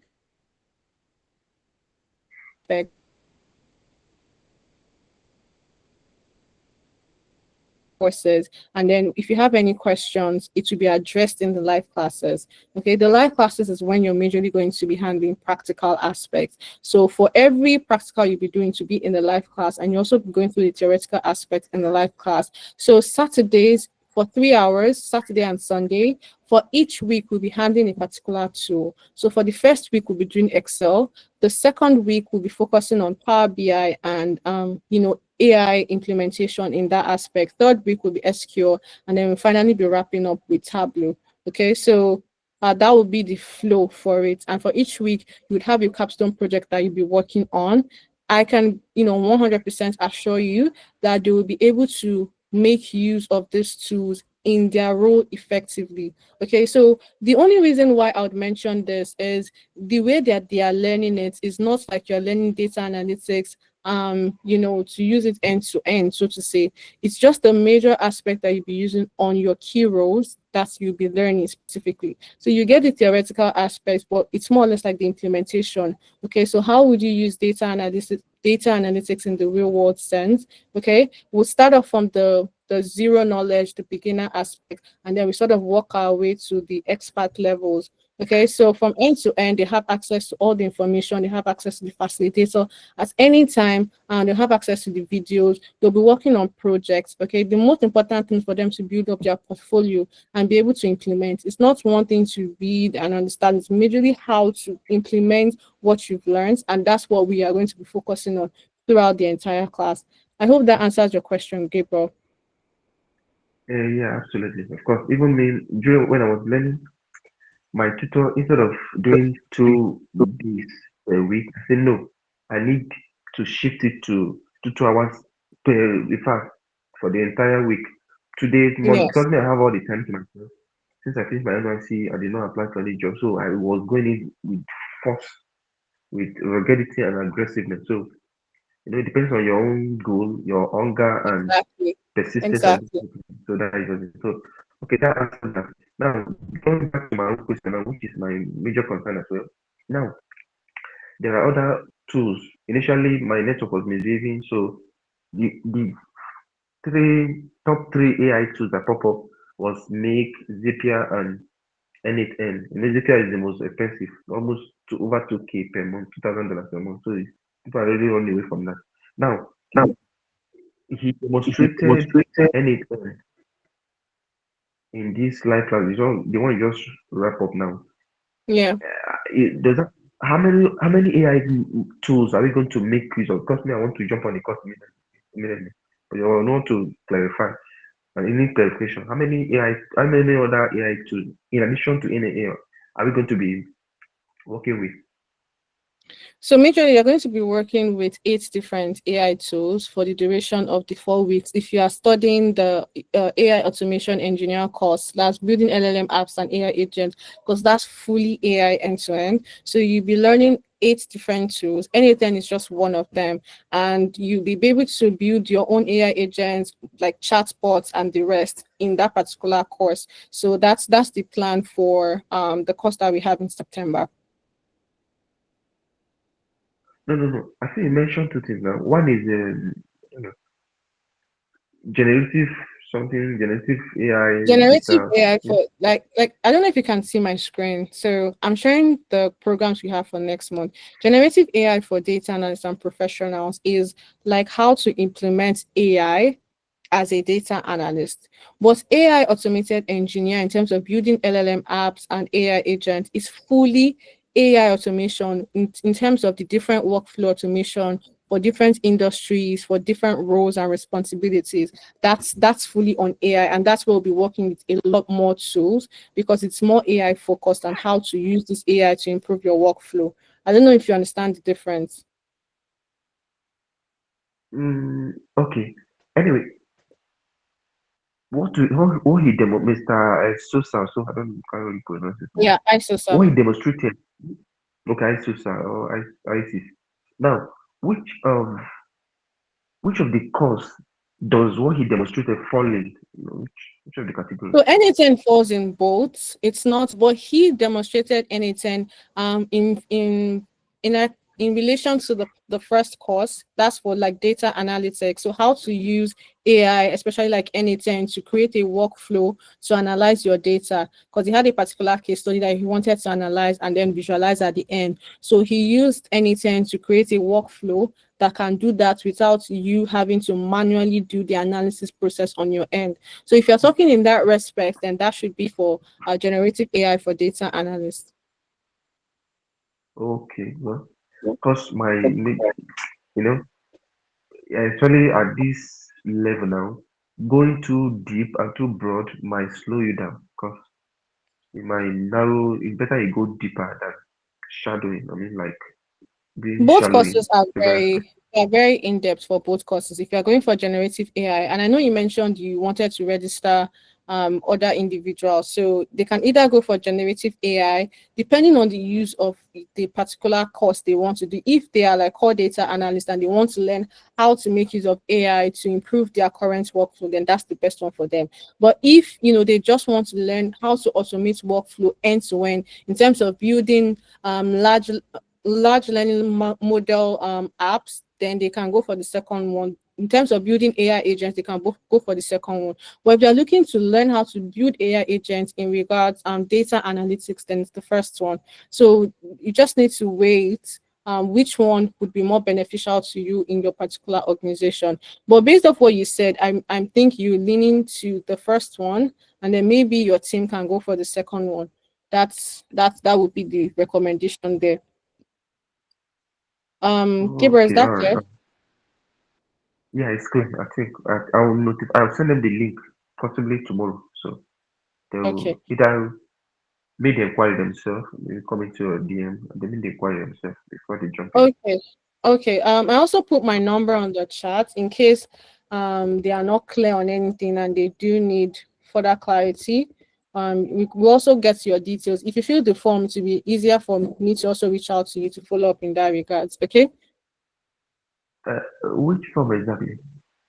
I dropped the attendance form, so I'm just going to drop that again. Because if you feel that, that's when we'll be able to reach out to you to ask if there are any The questions. I just dropped it now. it's like or something. It's in the chat. It's in the chat. Just check the chat. Okay. Okay. All right. That'll be all for now. All right. Thank you, Gabriel.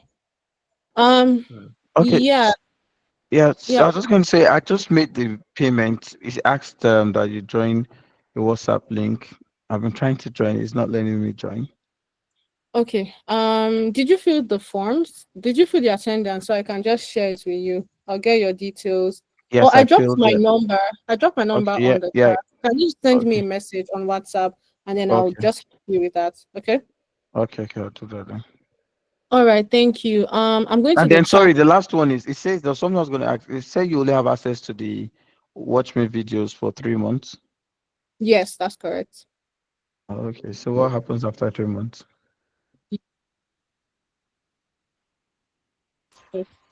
So going through the program end to end, that's like the sub.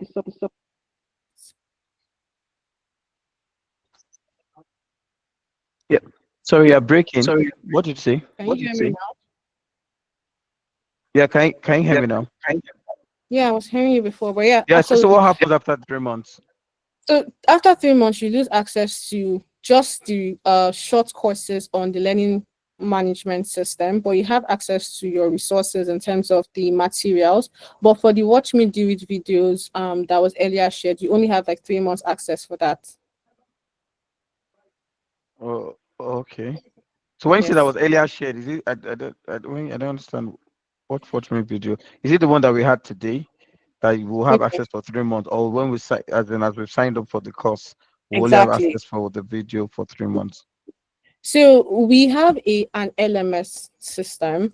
I think I need to just pull that up so that I can explain this a tad bit better. So we have an LMS system that hosts the short Watch Me Do It videos that you go through and you watch at any point. Sorry if I look a bit distracted. I'm trying to pull it up. So basically, you would have access to it for 3 months. After the first month, which you are done with your classes, you have access to it for the next 2 months. And then after that, you lose access to just those videos. But the videos from your live classes, okay, the classes that you'll be having your facilitator in is for live. But the learning management system are already recorded videos that just shows you the foundational aspects when it comes to data analytics, generative AI, and things in that regard. So this is basically what the flow looks like. It's just basically like starting aspects for data analytics, and that's what the information is all about. And then you now move over to your live classes. So for 3 months, you have access to this page, this information end to end. And then after 3 months, you'd have access to your live classes, the recordings, that stays with you for life. But for this one, it's just 3 months access because it's being hosted on the platform. I don't know if that clarifies, Oluwasegun. Yes, it does. Yes. Okay. All right. Gabriel, let's have you. Hi, Okay. Gabriel. Are Oh, you there? yeah. I've not been able to turn off the hand raise, so Okay. I All will right. do that now. That's I'm fine. filling the form. Okay. All right.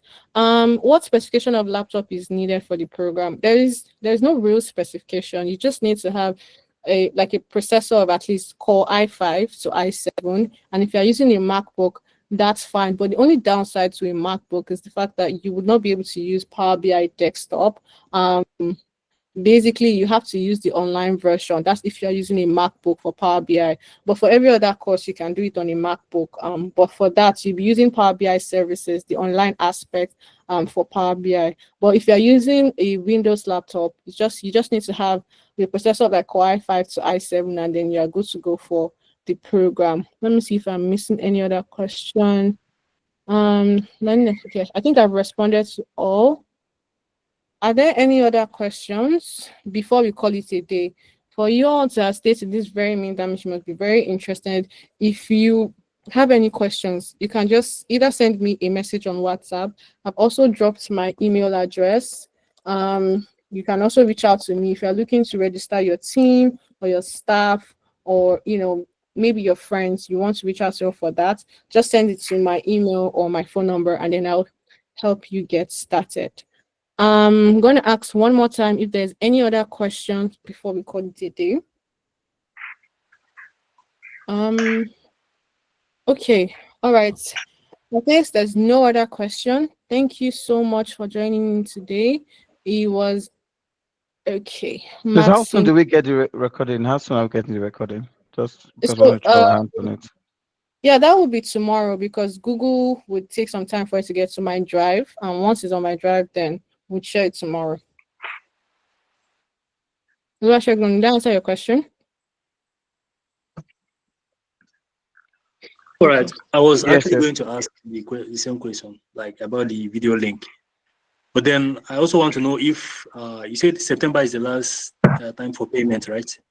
apart from Yes, September is the last time for payments for this cohort and for that particular discount, because moving into October cohorts, the price might actually go up for data analytics to like over 100K, and then for AI could be up to 150. So right now, like I mentioned earlier, we're only running this discount because it's our 50th anniversary, and that's why it's at a very subsidized rate. So yeah, that would be the time. So you have between now and at least before September 5th to make payments for the class starting in September 13th. Maximilian, I hope that oh, answers your all right, question. yeah. Then by Okay. tomorrow you just drop the link on WhatsApp, right? The link to the Yes, on video. the WhatsApp group. Yes. Thank you. All right. Thank you. All right, Ajayi, let's have you. Um, okay, thank you, Treasure. So my question is, first of all, you said something that we have between now and September. Is it September 3 or September 10 to make the September payment? 10. 10. Okay, Yes. good. Thank you. Then, secondly, from the experiences I had, or let me say from people's experience, people that have gone through 10 analytics training and the likes, I was told, and what I also saw online is Mm-hmm. that 10 analytics will take you from cradle to the extent at which you will get a job, like get an interview. They will also help you prepare you for interviews and the likes. Is this one also covered in this particular package of this September, or All right. or probably is not going to be this is not going to be that comprehensive, that how would I put it now? It's not going to be like the normal one that you people do for the big payments that you take people from beginners to, because the experience, I mean, what I heard from people is that analytics, they are very, very good. They are resource persons. They are patient. They will take you from, the way they do things and the like. So I don't know if that one, this particular cohort will also feature those packages as Benefits and that. All right, thank you, Ajayi. Fantastic question. Yeah, so just to reiterate, Tenetics and Tenetics business are basically like one and the same. It's just pricing that differs. So it's the same facilitators that you have in Tenetics that actually takes Tenetics business courses. So if it's training for organization, that's the same facilitators that you be having end to end taking those training. So it's not like we try to water down the services because we are giving a subsidized price. Like I mentioned, it's more or less just giving back to Nigerians, because most of the staff are Nigerians, the founders are from Nigeria. So we are just looking to also help and benefit or help individuals, get started in tech.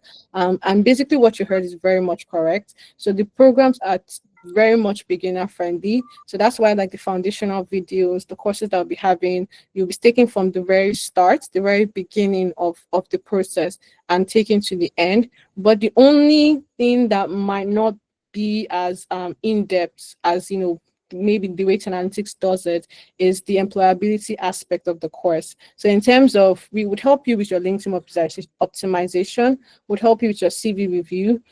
We can also support you when you have interviews in that regards, but we are not going to maybe give you that long-term or in-depth support as you'd get from Analytics, because it's a very short range. The analytics program are over like 8 months long, and this is just for 1 month. So yeah, it might not be as in depth as analytics would be. And if that answers your question, Ajay. yes, yes, yes. I understand. So we shouldn't expect much. That's what you're trying to tell us. Yeah, it's more or less going to be sort of like shallow aspects in terms of the employability, for just the employability aspect. So it's just, will help you with CV optimization, will help you with like LinkedIn as well. But that would be it. If you need support, you always have access to the facilitators. If you need help for prep sessions, we can do that for you. Well, it's nothing in depth. It's not going to be done like over and over again, just like you typically get it at 10 analytics. Like I said, it's a very Oh, short, it's just 1 month compared to an 8 months training. Okay. yeah, I understand. Please, can I also ask the 8 month training? How much does it go for? And when are you going to also start that one? 8 months training for analytics is going for $750. At the moment, it's currently $800 because they're running a 20% discount for analytics. So that's the pricing for it. Okay, so when are you going to start? You mean that for analytics business? Yes, yes. So you would have that in the pipeline, but this year, maybe next year, it might not even happen. It may happen. But right now we're focusing, like I mentioned, on organizations and individuals. And the open program is something that's supposed to be accessible and short for working professionals to join, benefits, and have access to. So that's the plan. Okay. Okay. Yeah, but No you can problem. still very much join this session. If you're looking for support in terms of like jobs and things like that, like I mentioned, that comes at the tail end of this particular program. And we're just going to go over the process with you, but you still have access to the facilitator like you typically do with its analytics program. Okay. Okay. All right. Thank you very much. Ajayi, I'm looking forward to having you in the session. Oh. It's starting very Okay, I will definitely, okay. definitely. All Thank right. you. All right, thank you. Will it be possible? Yeah, I've responded to that over and over again. Yes, it is 1000% possible for you to learn as a beginner. If you've not even had any experience in tech, yes, you would be able to learn. Okay.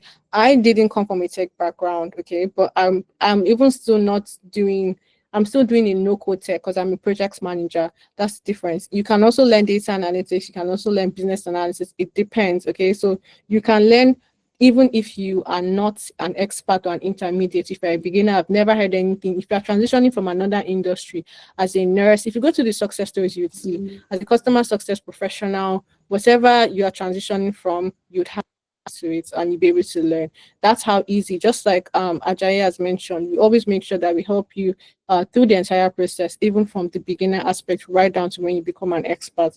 Okay, Cynthia, I hope that answers your question. Okay, I'll take that as a yes. Okay, any other question? Ajayi, I guess this is the old one, so I'm just gonna put your hand down. If there are no other questions, thank you so much for staying. I know we are like 16 minutes over time, but I think it was very insightful for each and everyone on this call. So thank you very much for staying till this time. If you have any further questions, you can just send me a message on WhatsApp. I've dropped my number, or you can text me, or you can send me an email by my email address. I've also dropped it, and we'll be there to assist you. So even if data analytics or AI is not the course that you're looking to learn, or you want to have a more customized training for your organization, just also send me an email or send me a text, because we also offer customized trainings for organizations. We've worked with quite a number of them. If you check on our website, you'd see the organizations from MTN to Right Food to Kuda. So there's quite a bit of organizations we worked with. If it's a tech skill, if it's non-tech skill, if it's a soft skill, just let us know and we're able to provide facilitators for that training. Okay, thank you so much everyone for joining to this very minute. I really do appreciate. So I think we can call it a day and end the session here. If you have any further questions, please reach out to me.